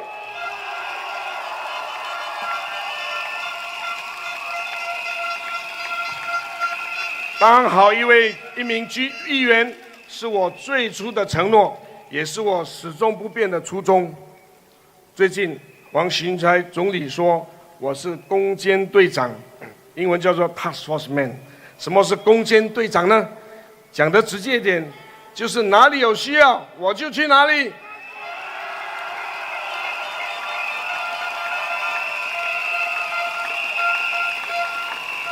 过去的25年，无论是全球金融危机，还是新冠疫情，有需要的时候我就去那里。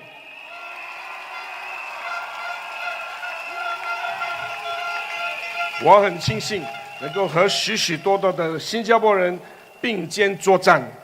今天，总理觉得榜儿有需要，我就去榜儿。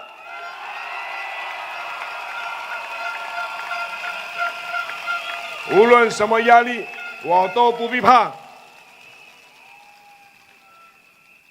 年轻的榜儿居民，这是一个追梦的时代。我也曾经年轻过，和你们一样有梦想、有热血、有不甘平凡的心。我也知道年轻的家庭面对上有老、下有小的压力，要工作、要照顾家庭，真的是不容易。但你们不是孤单的。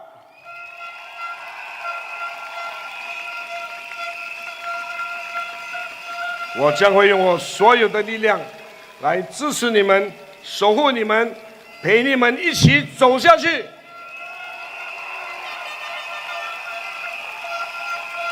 我希望我们能够在这条路上并肩而行，一起奋斗，一起追求，不言不弃。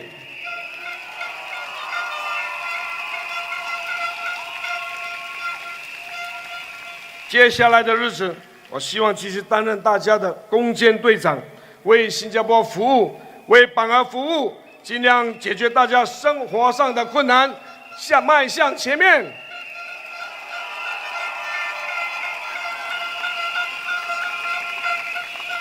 我不是一个多话的人，我比较爱实实在在的来做事。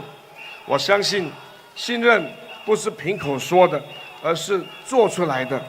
我不靠空声来博掌声，只希望能够用行动赢得各位的信任。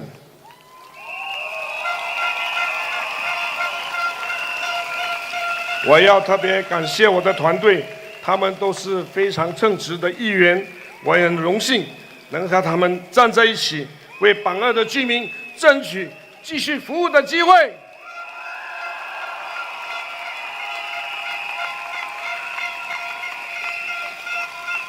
榜二的居民们，我是严金勇，我来不是为了荣耀，是为了守护家园。我来不是为了交差，是为了与你并肩而行。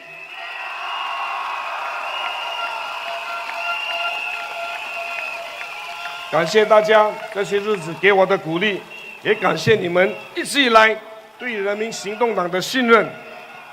这个星期六，5月3号，我们就要做出选择。现在，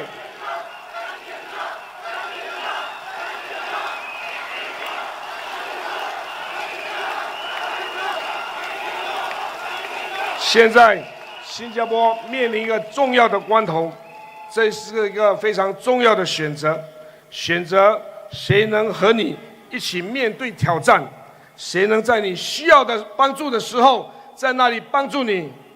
请把你的一票投给人民行动党。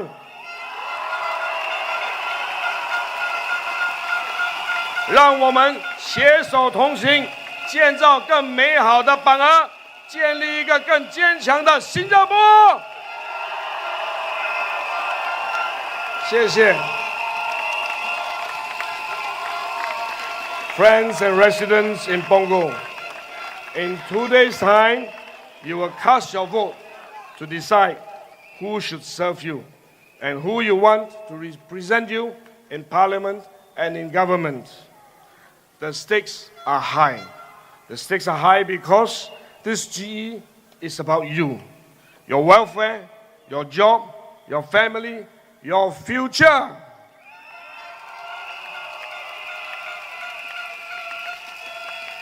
You will have to decide who can best take Singapore forward, who will steer Singapore through these uncharted waters ahead of us, who can represent Singapore on international stage and fly our flag high. Who do you trust to take care of you and your loved ones?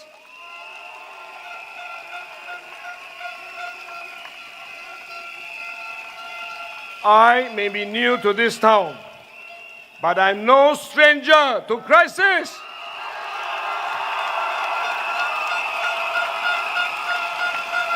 I'm no stranger to service. And now, I'm no stranger to you.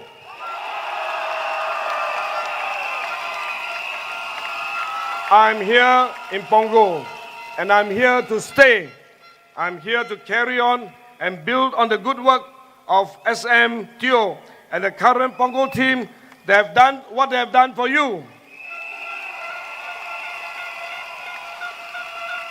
With your vote and your support, I will not stop serving Pongo and its residents. And with your vote and your support, I will continue to fight for your interests, for Pongo's interests, and for Singapore's interests.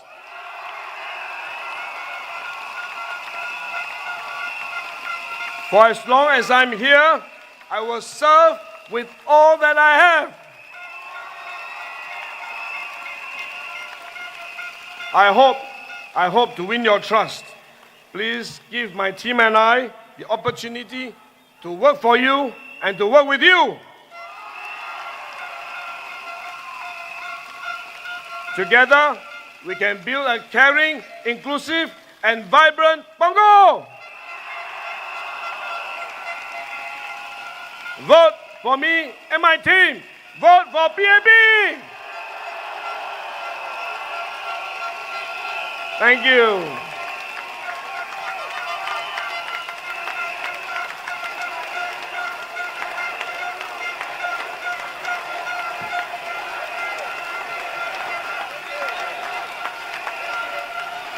Thank you, DPM too. Sorry. Thank you, DPM Gan, for the inspiring speech. He's here to stay for Pongo. He's our task force man who never said die. Next up, please join me to welcome Miss Sun She Lee.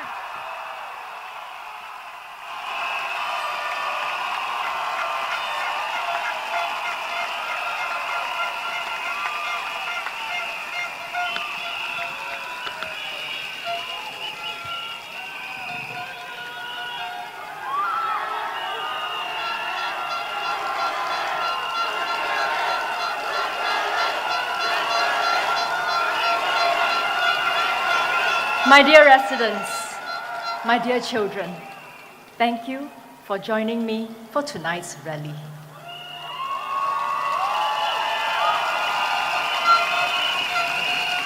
A few nights ago, while I was walking in North Shore Plaza, a mother and her teenage daughter came up to me. They said they do not live here. They have traveled here far from where they live in the West to come and see me. They would like to take a picture with me, they said. I happily obliged. I asked the young lady how she was. When she heard that, her face crumpled and tears started rolling down her face. She said, I read your Facebook post, Miss Soon, about how you were bullied in school, and I needed to come and see you. Oh, my darling girl, I said to her, I see you. She burst out into more tears. I put my arms around her. We took a picture together, tears rolling down both our faces. I don't know how this young lady had suffered. She said she would write to me, but pain sometimes transcends words. And when kindred spirits meet, sometimes words are not needed. In the midst of COVID-19, I had started a project with a group of youth. It was called Project It Will Be Alright. Amidst the fear and the uncertainty of COVID-19, we rallied youths together to share their mental well-being challenges. A total of 200 entries were received, and we compared notes on where and how to seek help.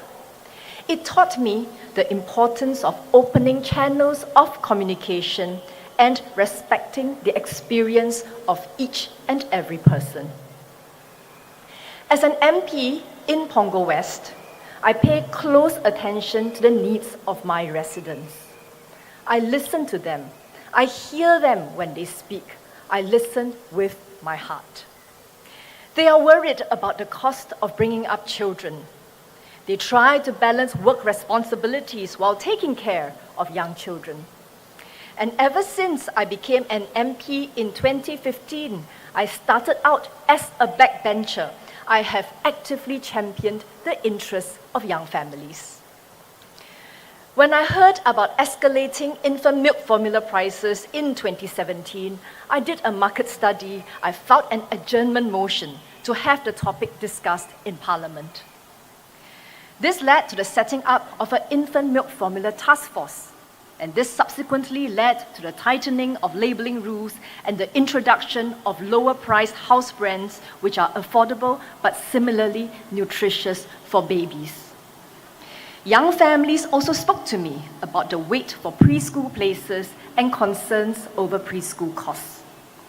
After I took office at the Ministry of Social and Family Development, I actively worked on policies to increase preschool capacity and lower preschool costs. In the last 5 years, we have added about 520 infant care and 2,600 childcare places in Pongo. Looking forward to the next 5 years, we will add about 370 infant care places and more than 2,100 childcare places. And very importantly, our friends in North Shore. 260 of these infant care places and more than 1,500 of these child care places will be in North Shore.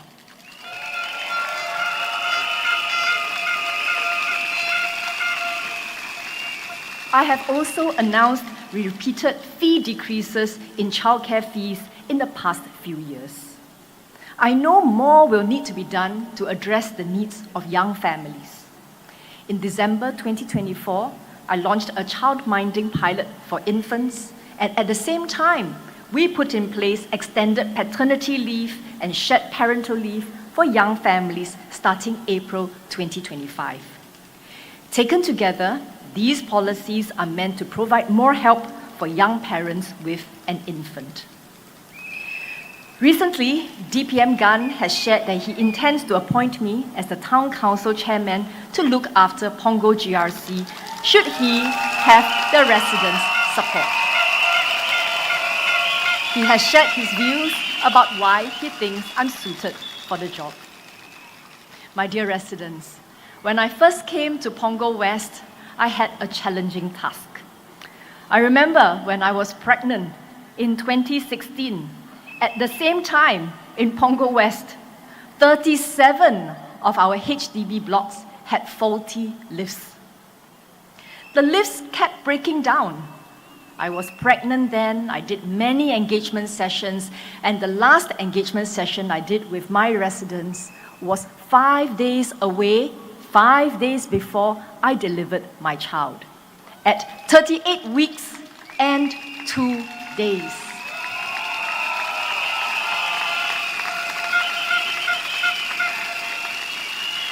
I like to think that the delivery of my child was particularly quick and smooth because I had to climb many stairs since the lifts were not working. Of course, all that sounds quite funny only on hindsight. Initially, we thought the lifts were breaking down because of the amount of renovation and moving that was happening in the new blocks.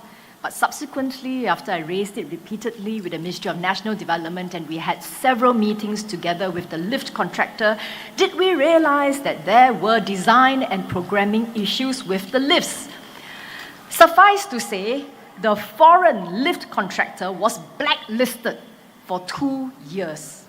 And as a small country, we realized we needed more lift technicians. And that was one of the reasons that led to a progressive wage model being structured for lift technicians.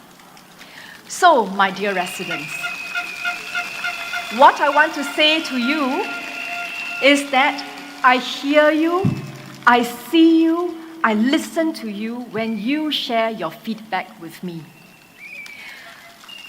I do not just raise questions in Parliament. As a political office holder, it is my responsibility to present solutions. And this is what I do with the civil service and with stakeholders. So you are safe with us. You are safe with the PAP Punggol team. We will not only listen to you, we will speak up for you, but also take action to create a better life for you. We are a party of action. We are the People's Action Party.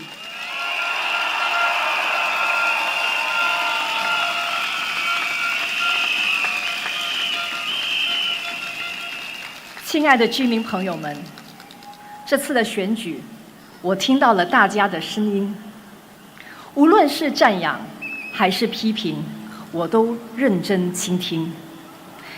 赞扬是对我们过去工作的肯定，我非常感谢。批评提醒我们哪里做得不够好，以后应该怎么做得更好，我也非常感谢。在过去的5年里，我每周有4、5天都会来榜鹅，倾听大家的心声。但是在倾听反馈后，我们不仅应该只为人民发声，我们更应该让好事发生。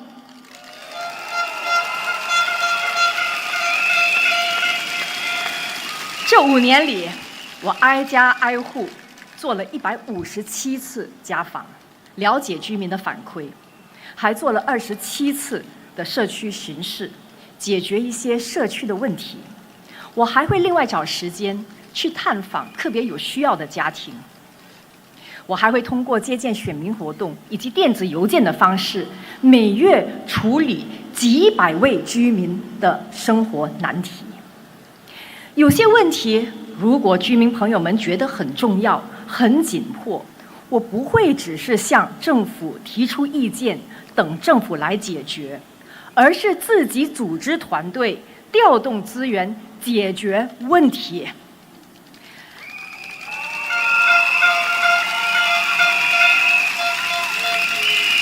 例如，在冠病疫情期间，如果大家还记得，当时口罩非常短缺，不仅是新加坡短缺，全世界都短缺。当时有的年轻家庭向我反馈，市场上没有儿童口罩。我于是就找到了一位会缝纫的居民，开始在家里自己缝制口罩。第一批我们做出了300个口罩，很快就送完了。孩子们也特别喜欢口罩上的图案。之后，我把这个爱心缝制口罩的活动推广到全国，组织居民们一起动手，一共自制了50多万个可以循环使用的口罩，免费送给了很多有需要的社群。这些事情不是政府让我们做的，而是看到居民有需要的时候，我们就立刻行动起来，尽最大努力解决问题。我知道大家都很关注生活成本的问题，同样，我没有只是向政府提意见，等着政府解决。这些年，我做了很多事情。在2019年，我向国会反映婴儿奶粉价格过高，并促成了超市引进更多价格合理、营养同样好的婴儿奶粉。在2019年，我看到我们的育儿中心不足，于是我推动政府增加育儿中心。这5年来，榜额已经增加了520个婴儿托育名额，以及2600个幼儿托育名额。同时，我还屡次降低育儿中心的学费。在2021年，我和团队在榜额发起了半价购物活动。我们自己联系慈善机构，召集义工团队，自己筹款搭棚子、铺地板、摆摊位。现在我们的社区每2个月都有半价购物活动，每次让500名居民受益。在2023年，我们把之前的集装箱图书馆扩建成现在的 Lighthouse， 为孩子们提供免费的课程。居民朋友们，难道这些不是对生活成本和教育成本的方法来解决问题吗？我们是不是只是等政府来解决问题？不是的，我和我的团队自己在社区发起了这些活动。居民朋友们，面对问题的时候，我们不会怨天尤人、自暴自弃，而是迎难而上，自强不息。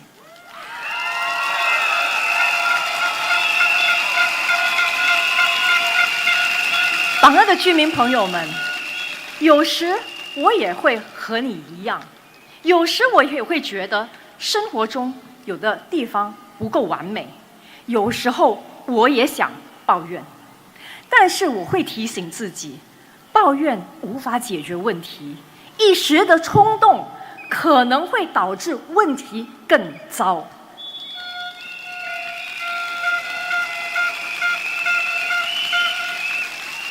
我很喜欢一个成语，宁静致远。什么意思呢？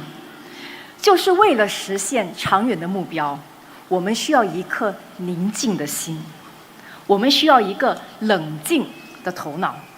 只有理性的看待问题，务实的解决问题，我们才能走得更远。面对很多问题，我们都应该抱着宁静致远的心态，积极的应对，而不是感情用事。不要让抱怨和愤怒占据了我们的内心。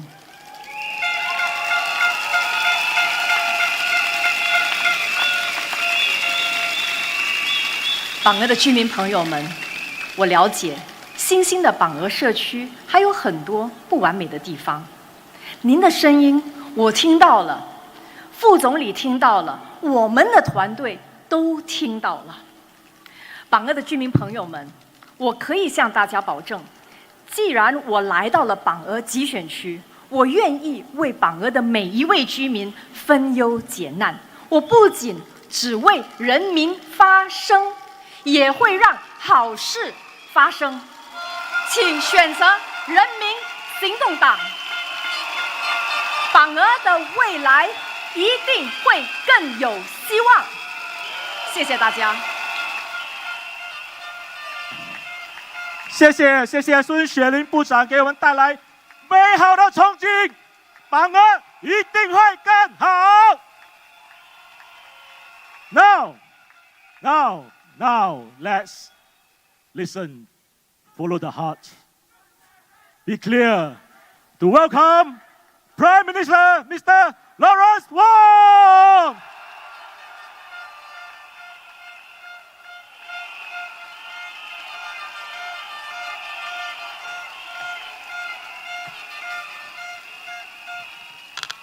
Residents of Pongo, fellow Singaporeans, good evening. Salam sejahtera. Malay vanakkam. 大家晚上好。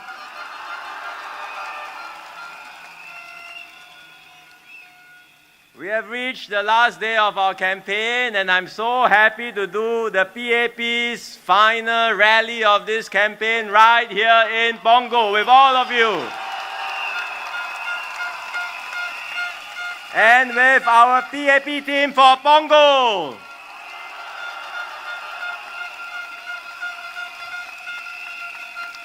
Let me say a few words in Malay, and then I'll do Mandarin, and I continue in English after that. Saudara-saudari sekalian, hari ini ialah hari terakhir kempen. Esok ialah hari bertenang atau cooling off day. Ada beberapa perkara yang saya mahu anda fikirkan. Saya berpeluang untuk berkhidmat sebagai Perdana Menteri anda sepanjang tahun lalu. Saya telah berikan segalanya demi anda, demi keluarga anda, dan demi negara kita.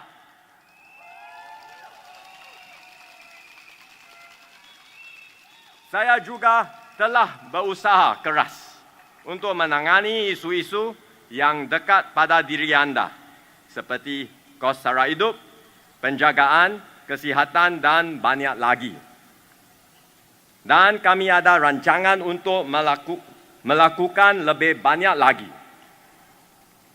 Tetapi yang paling saya hargai ialah saat-saat yang telah kita kongsi bersama sepanjang tahun ini, melawat anda di kawasan kejiranan anda, berbincang dan mendengar pandangan anda semasa sesi dialog dan sesi town hall. Kerana bagi saya, setiap pandangan itu penting. Setiap rakyat Singapura itu penting. Anda penting.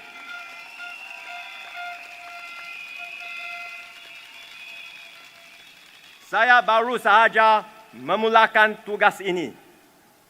Saya dan pasukan saya berharap kami dapat lakukan lebih banyak lagi bersama-sama anda semua.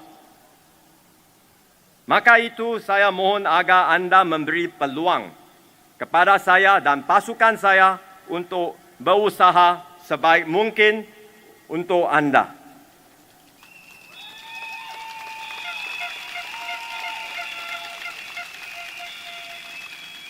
Saya akan terus melipat gandakan usaha, berinteraksi dan mendengar, membuka ruang kepada anda untuk mencapai pelbagai aspirasi anda dan menjadikan Singapura tempat tinggal yang lebih baik, lebih adil dan lebih inklusif untuk semua. Undilah PAP!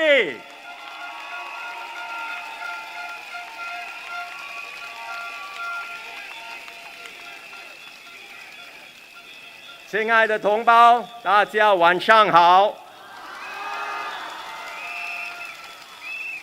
我们已经来到竞选活动的最后一天。过去9天，人民行动党候选人走到新加坡每个角落，我们日夜不停，挨家挨户的拜访居民，在大街小巷与你见面。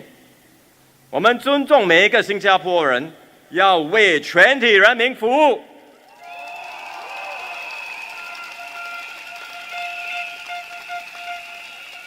我们细心地听取你的心声、你的烦恼、你的愿望。我们要与大家一起解决问题，一起实现愿望和梦想。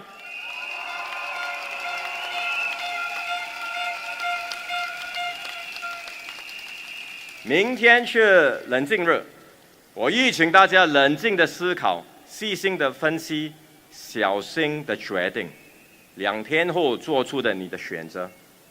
今晚我要说一说我的想法，让大家参考。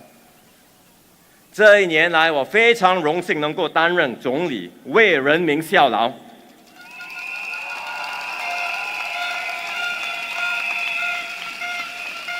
这是非常忙碌的1年，但是我忙得很有意义。我不觉得累，是因为我牢牢记住我自己许下的承诺。我在就职典礼上说，我将全心全力帮助新加坡人实现梦想。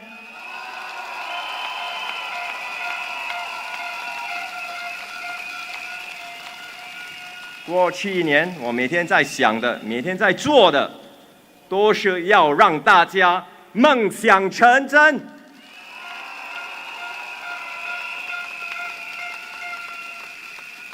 我也知道大家操心的是什么，也时时刻刻都在想办法。我要帮助你们减轻烦恼，减轻生活的负担。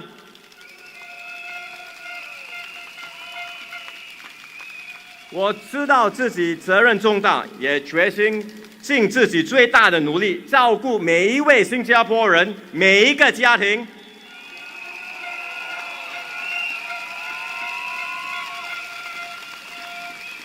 我也正在加倍努力去解决各种大家关心的民生课题、民生问题。我知道大家最担心是生活费的上涨，因此我们迅速行动，对症下药。 提供了各种各样的帮助，更多的措施还在前头，将在未来几个月陆续推出。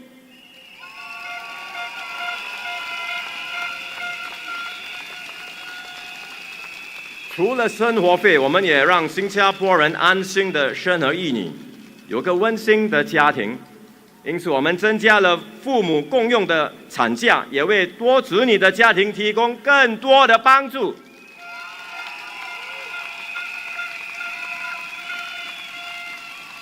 在孩子教育方面，我们不断改善制度，减少孩子的压力，也减少父母亲的压力，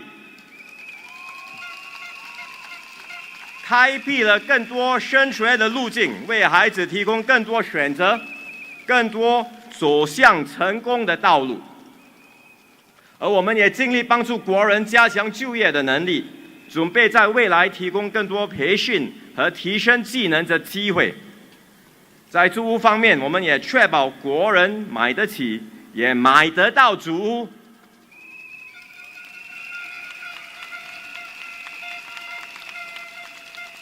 我们也已经加速建造 BTO 主屋，并且采用了新的主屋分类制。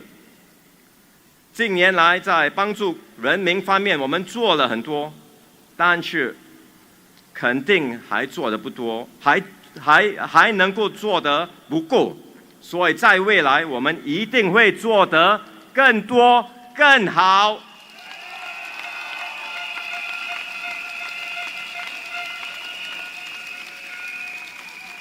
过去1年，我最珍惜的是跟大家相处的时光。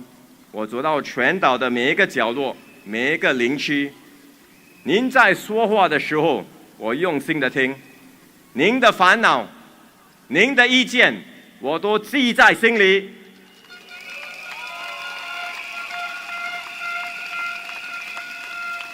对我来说，每一个新生，每一位新加坡人都同样重要。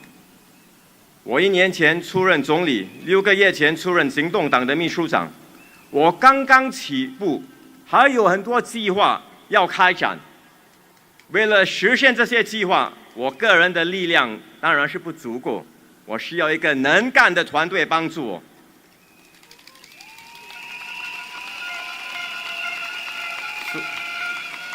所以今晚我恳请新加坡人给我和我的团队一个机会，一个为你们全力以赴的机会。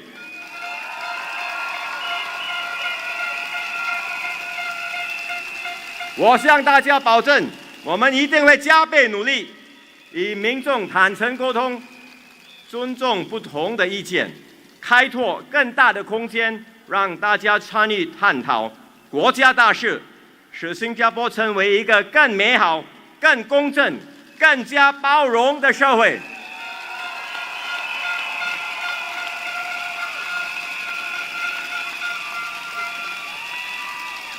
我恳请大家支持我，支持我的团队，以你为伴，勇往向前。请投票支持人民行动党。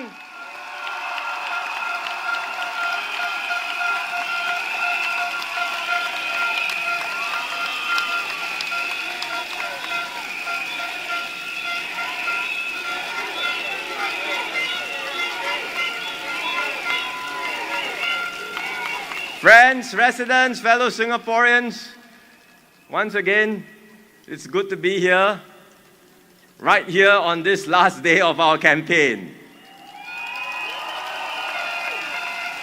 We've worked hard over the last 9 days. PAP candidates have been walking all over the island, knocking on doors, meeting Singaporeans where you are, in coffee shops, markets, town centers.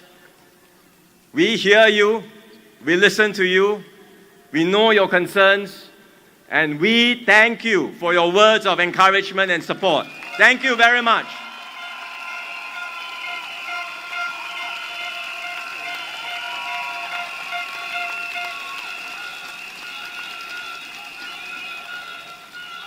I want to first give a shout out to our PAP team in Punggol.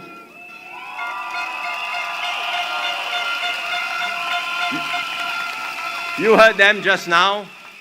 They are led by Gan Kim Yong, Singapore's Task Force man.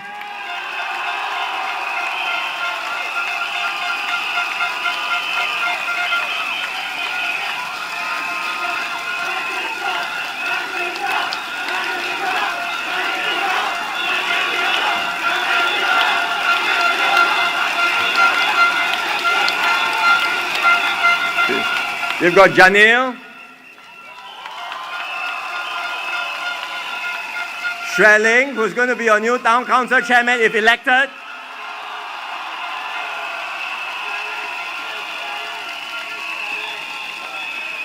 And Wan Ling.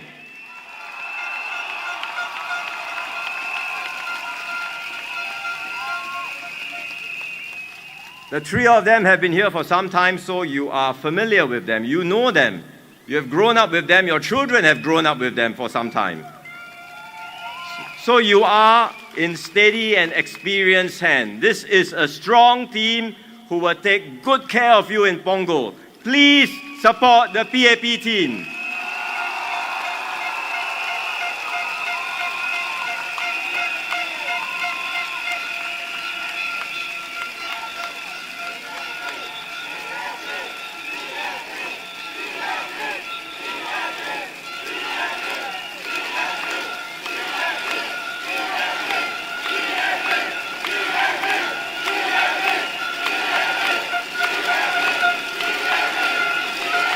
Thank you.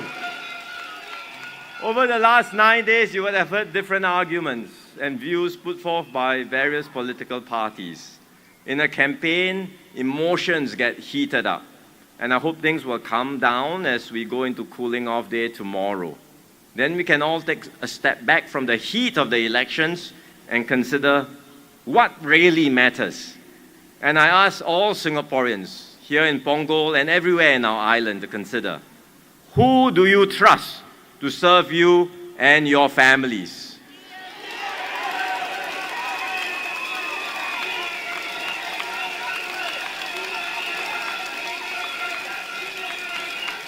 The party matters, the people you choose matter. They matter because they are the ones who will be the first to respond to municipal issues. The opposition says that national upgrading programs are now extended all over the island, which is so. But that is only the baseline, the minimum. Don't settle for the minimum. You can do better than that.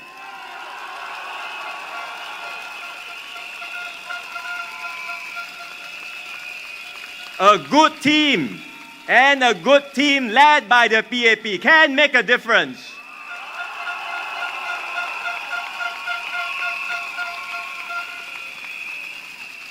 We can come up with innovative solutions. We can customize initiatives according to your needs. And we can make things better, like what we have done right here in Punggol.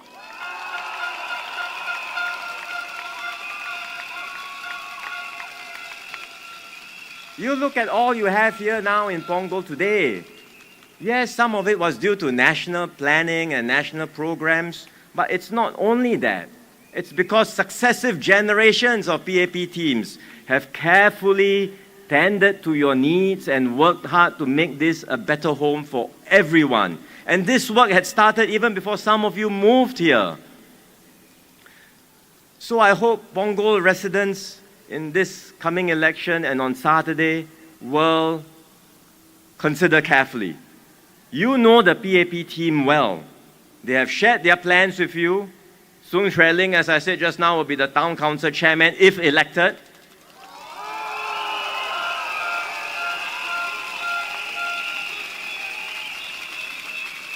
As you know, she is a first-rate organizer, a mobilizer who can connect well with you and will understand your needs. I'm sure she will be an excellent town council chair.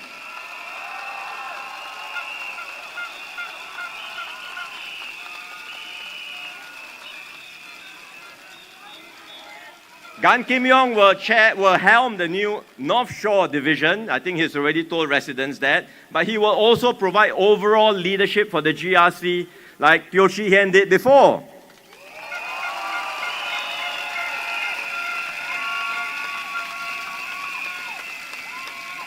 Chee Hian is here. He told me he can have peace of mind as he retires, knowing that there is a good and strong team being fielded here. And he hopes that residents of Punggol will have peace of mind by choosing the PAP team.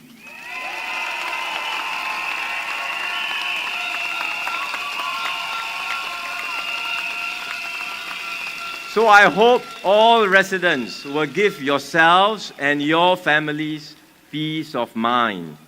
The PAP team is ready to serve all of you, and I have every confidence that they will make Punggol an even better home for all of you. Please support PAP Punggol.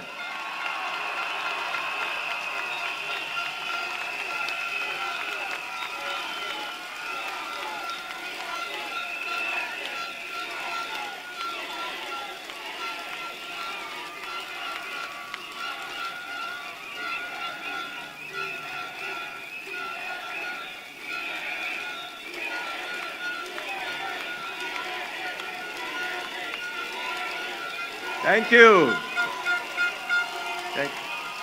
Besides serving in your constituency, the people you select will also serve as leaders. It's not just to represent you in your constituency, but they will also serve as leaders in parliament and in government.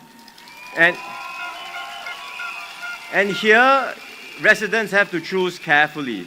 I know there is some tension in the minds of some Singaporeans. Because on the one hand, some Singaporeans say they would like to have more alternative voices in Parliament to serve as a check and balance on the PAP. Yeah, now I understand why some people would feel that way, but in fact, you can be assured that there will be alternative voices in Parliament. After all, the Workers' Party, one of its candidates himself said that the Workers' Party now has safe seats. So with their safe seats, there will be Workers' Party presence in Parliament. Furthermore, in this election, we have multiple hotly contested seats, GRCs and singles. Not just here in Punggol, but in other places too, in other parts of Singapore. Some may well make a breakthrough, I don't know, but if they do, they will add to the opposition presence in the next Parliament. So that's for those who think that they would like to have more alternative voices in Parliament. On the other hand, the GRCs are helmed by experienced ministers, and they include new PAP candidates who could be your future leaders. Why is this important? Let me explain. If you look at my team today already, 4 experienced members, I'm talking about the senior ministers, have stepped down already. One is Taman, President Taman, he stepped down earlier in the term, and now Teo Chee Hian, Heng Swee Kiat, Ng Eng Hen. There are others, of course, but I'm talking about the more experienced and senior ministers. That's 4. I have made a great effort to bring in new blood in this election, to refresh and rejuvenate the team. But the new faces will take time to develop and grow before they can take on leadership positions. This is the same for all of us. When I came in 2011, I had to take time before I took on ministerial roles. Now, what happens if we were to lose a few ministers in this election? And we're not just talking 1 or 2, but possibly 3 or 4. Remember, I said 4 had already stepped down. If I lose another 4 in this election, that's 8 ministers. The opposition says, don't worry. The Workers' Party team can do the same job at a cheaper price.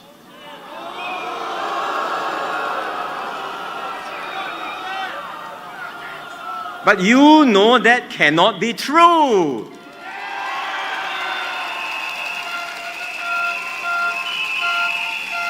The minister would have accrued years of policy-making experience, ground engagements, as well as building personal relationships with foreign counterparts. Relationships that take time to build, trust that takes time to forge. How would any new backbencher be able to come in immediately and do the work at the same level? It's not possible.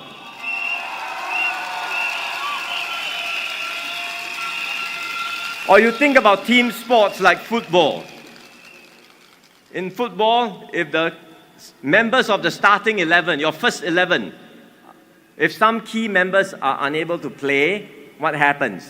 Well, the coach says, never mind, I've got some backups, I've got substitutes. Yes, you have substitutes. You may even have a super sub. But remember, I said 4 already stepped down. Another 4, if we were to lose another 4, that's 8 people. How many substitutes can you have? And everyone knows that even if you have substitutes, even if you have good substitutes, the team cannot function at the same level. It's true in football, it's the same in any organization, and it will be the same for my team.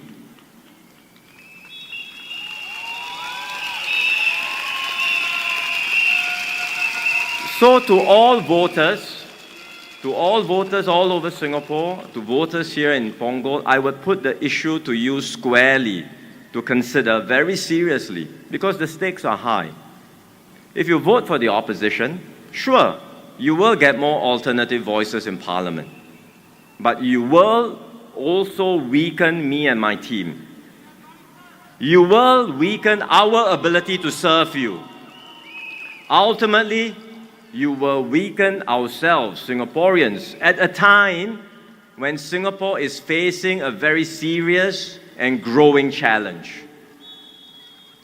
But if you vote for the PAP,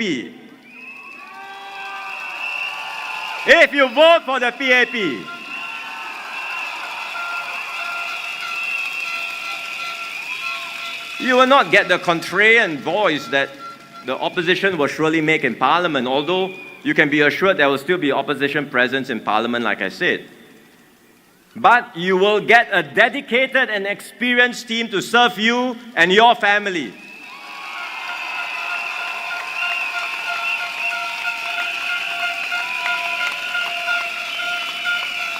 This team will speak up for you in Parliament. They will represent you. And importantly, you will have capable leaders in government who will help steer Singapore safely through this storm and take our country forward.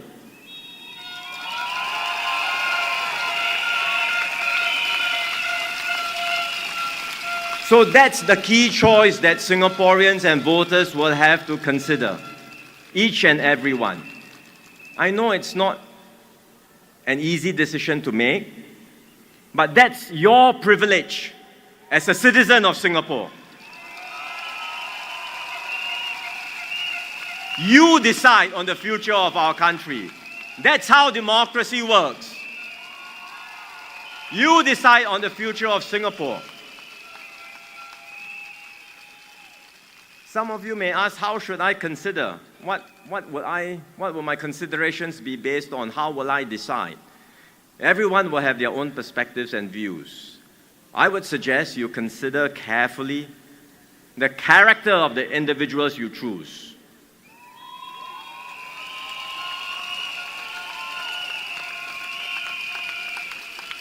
Are they honest, truthful, upfront and upright people? Do you trust that they will always put Singapore's interests first, above all else, the interests of Singapore and Singaporeans? Do you trust that they will uphold the fundamental ideals that we all cherish here in Singapore? So ask yourself these questions and consider carefully. I believe a lot comes down to character. Character matters, and I can personally vouch for the character of Gan Kim Yong.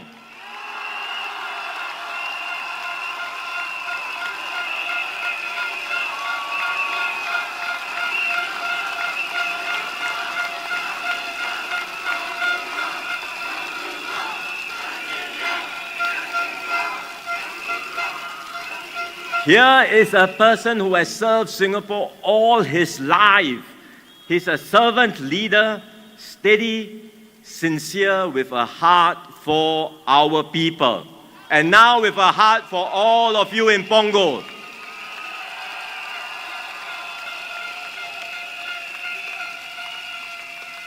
Kim Yong is not alone. The others in the Punggol team, as all of you know, because you are familiar with them, they are people you know, people you trust. They are committed, capable, and they are here to serve you.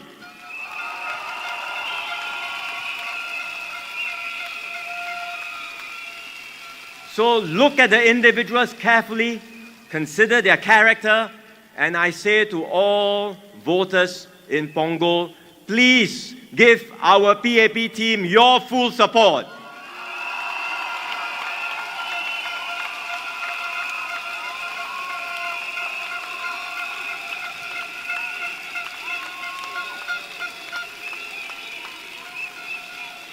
Friends and fellow Singaporeans, over the last 60 years, you have trusted the PAP to build Singapore with you.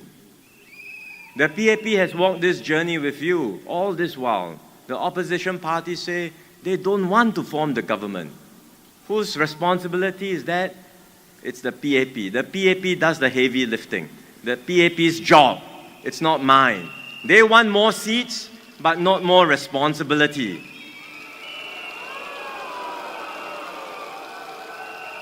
But the PAP has carried this responsibility, and we have walked this journey together with all of you these last 60 years and more.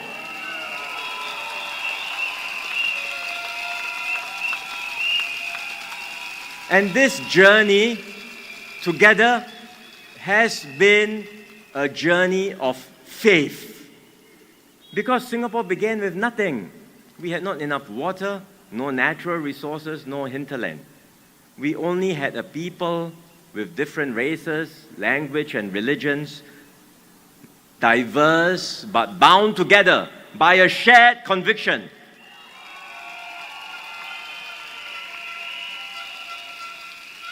A conviction that we could build something together, that we could build something better if we did it together.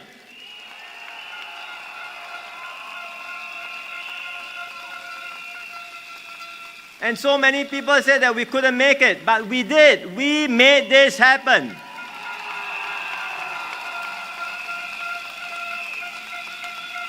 In one generation, we went from mudflats to metropolis. From struggling for survival to standing tall in the world.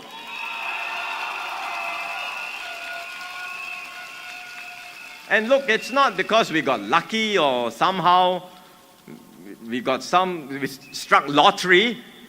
It's simply because we stood as one people and we never gave up.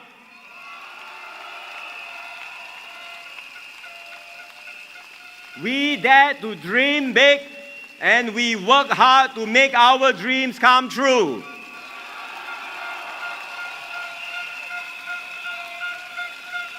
And along the way, we forged something special here in Singapore. It's not just a successful country, it's a harmonious, inclusive society and a strong and united people.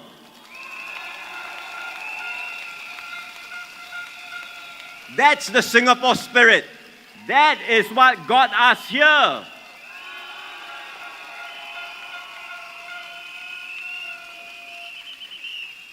Now the world has changed, and what we relied on in the past is no longer guaranteed. You can see it around us. The major powers are clashing, tensions are rising, trade barriers are going up, global rules are breaking down. So we cannot stand still. Our next chapter of the Singapore story will not write itself. We must write it together.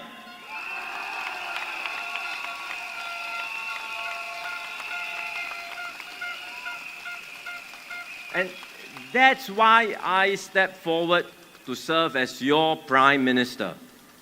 It's not because I have all the answers, but because I love my country and I want to do my best for you, my fellow Singaporeans.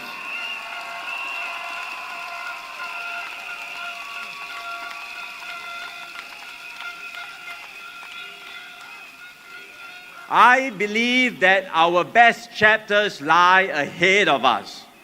And if we have the courage to renew ourselves, the humility to listen, and the strength to stay united, we will prevail and we will forge a brighter future.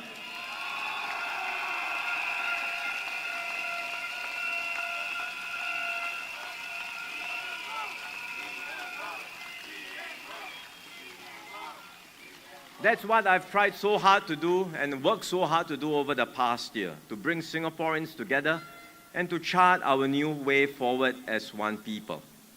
I've visited you in your neighborhoods. I've engaged our diverse communities, different ethnic groups, communities young and old. I've listened and heard from you in dialogues and in town halls. Because to me, every voice matters. Every Singaporean matters. You matter.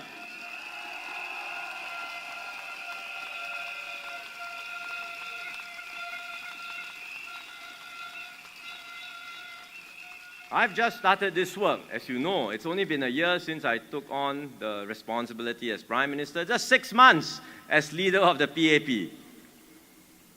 I don't do this work alone. I do it with my team. In the course of this campaign, I heard one of the opposition parties said, Lawrence Wong is nowhere like Lee Kuan Yew. So different. Standards have dropped. And I kind of laughed. Because who in Singapore is like Lee Kuan Yew? There is only one Lee Kuan Yew.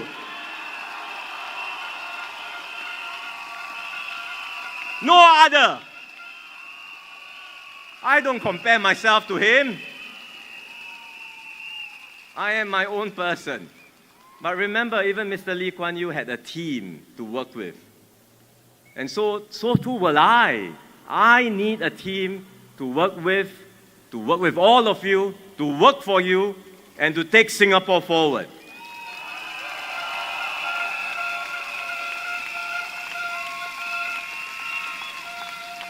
Together, we have sketched out the outlines of our new vision, our shared vision for Singapore.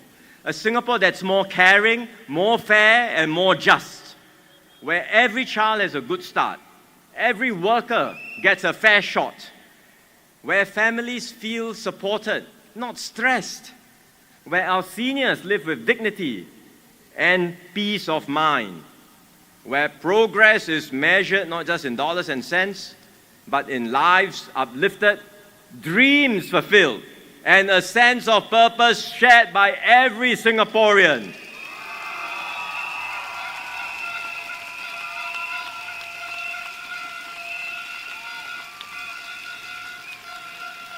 These are not just words. You have seen the changes we've made over the past year. In cost of living, we have rolled out comprehensive packages in the budget to help you, and the measures will be coming soon, month after month. In education, we have reformed, we have made changes to reduce examination stress, pressure, unnecessary competition, and to focus on what matters. And we will continue to do so. In housing, we have ramped up the supply. Because of COVID disruptions, we have now caught up with demand, and in time to come, we will be able to stabilize the market and ensure everyone can get even more affordable housing.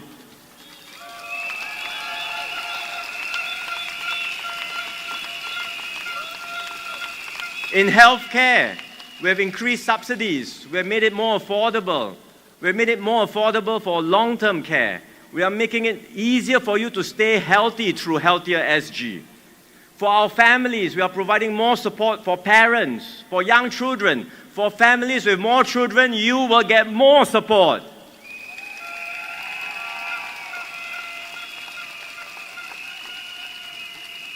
So these are concrete changes we have made.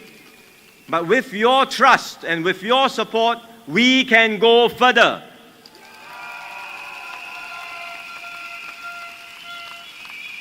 We can make our vision real for every Singaporean. But at the same time, I should highlight to everyone that the road ahead will not be easy. The storms that we are facing is already upon us, and we must brace ourselves for more turbulence ahead. We cannot avoid these storms. It's everywhere in the world. We will be impacted by it. But we can choose how we respond to it. We can give in to anger, to cynicism, to division.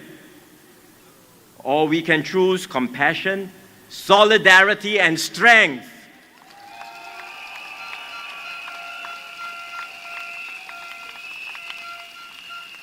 We can choose to tear down, as some in the opposition might want to do.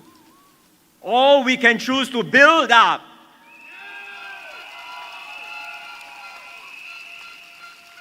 We can choose to pull apart. Or we can choose to pull together. And Singaporeans would have heard the campaigns, the speeches, you have read the manifestos of all the different parties. You know what different parties offer, but I say to you, what the PAP offers is very clear. We choose to build. We choose to pull together. We choose to unite Singapore.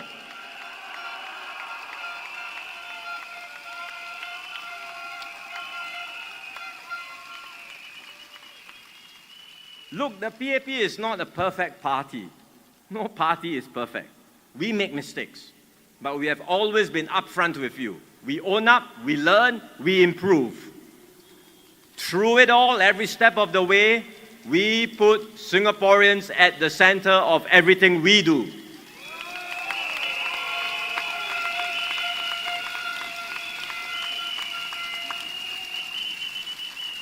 We don't just take the easy road. We don't just offer sweet and easy promises. We are prepared to take the hard road, so long as it is the right and responsible thing to do.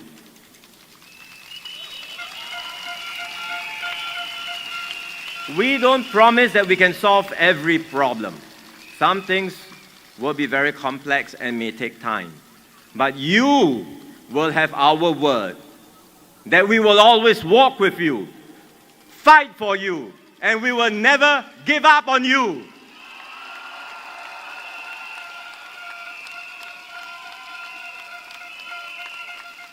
We will always do right by Singapore and Singaporeans.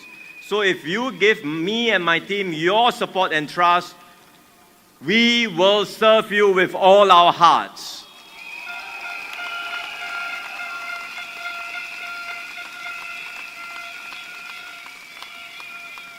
Friends and fellow Singaporeans, this election is not just about who wins more seats. Your vote is a vote of what we believe in, who we want to be, what kind of Singapore we want. Do we want more politics or do we want real solutions?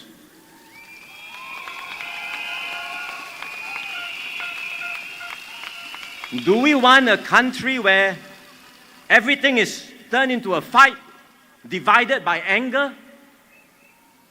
Or do we want a country where we can find common ground, lift each other up, and move forward as one?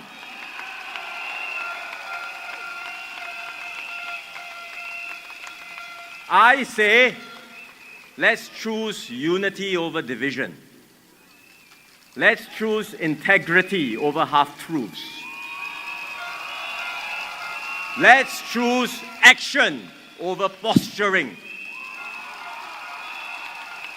Let's choose Singapore and build our future together.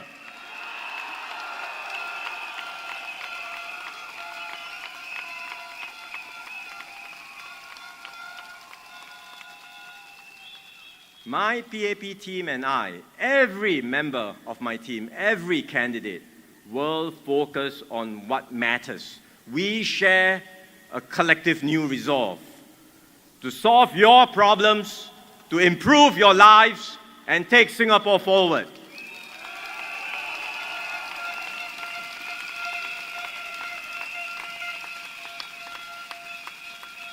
So this Saturday, I ask all Singaporeans, you have heard from all the different parties, calm down, consider your options, and if in your heart of hearts, if you truly believe that the PAP is still the best party for Singapore in these uncertain times,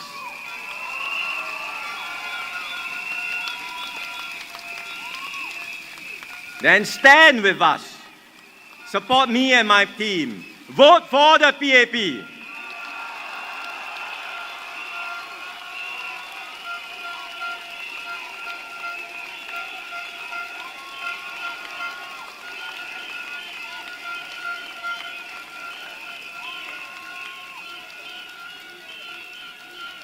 Your vote matters.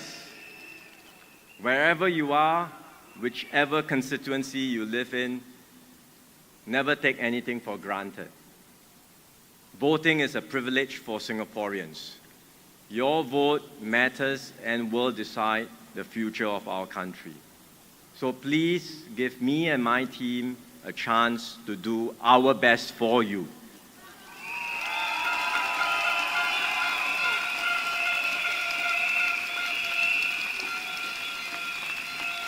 To all Singaporeans, to Punggol residents, I say, vote for the PAP, vote for a brighter future for you, your family, and for Singapore. Majulah PAP! Majulah Singapura! Thank you very much. Thank you, Prime Minister Florence Wong.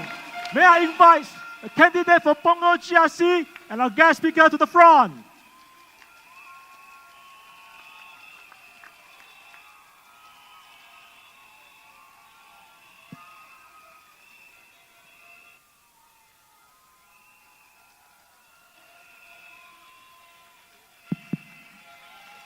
Friends and residents of Punggol,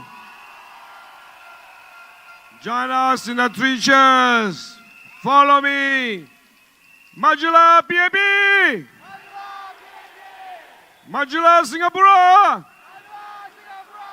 Majulah PAP!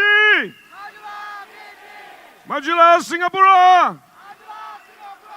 Majulah PAP! Majulah Singapura! Thank you. Thank you.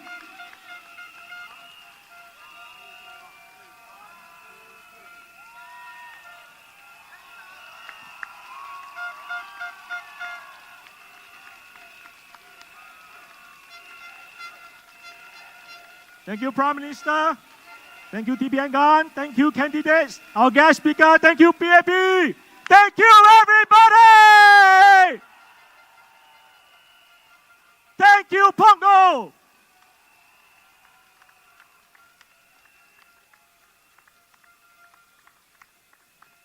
The rally has come to an end, but the fire within us will not end. Thank you. Please take your leave in a calm, cool, and a safe manner. We will see you again on 3rd of May.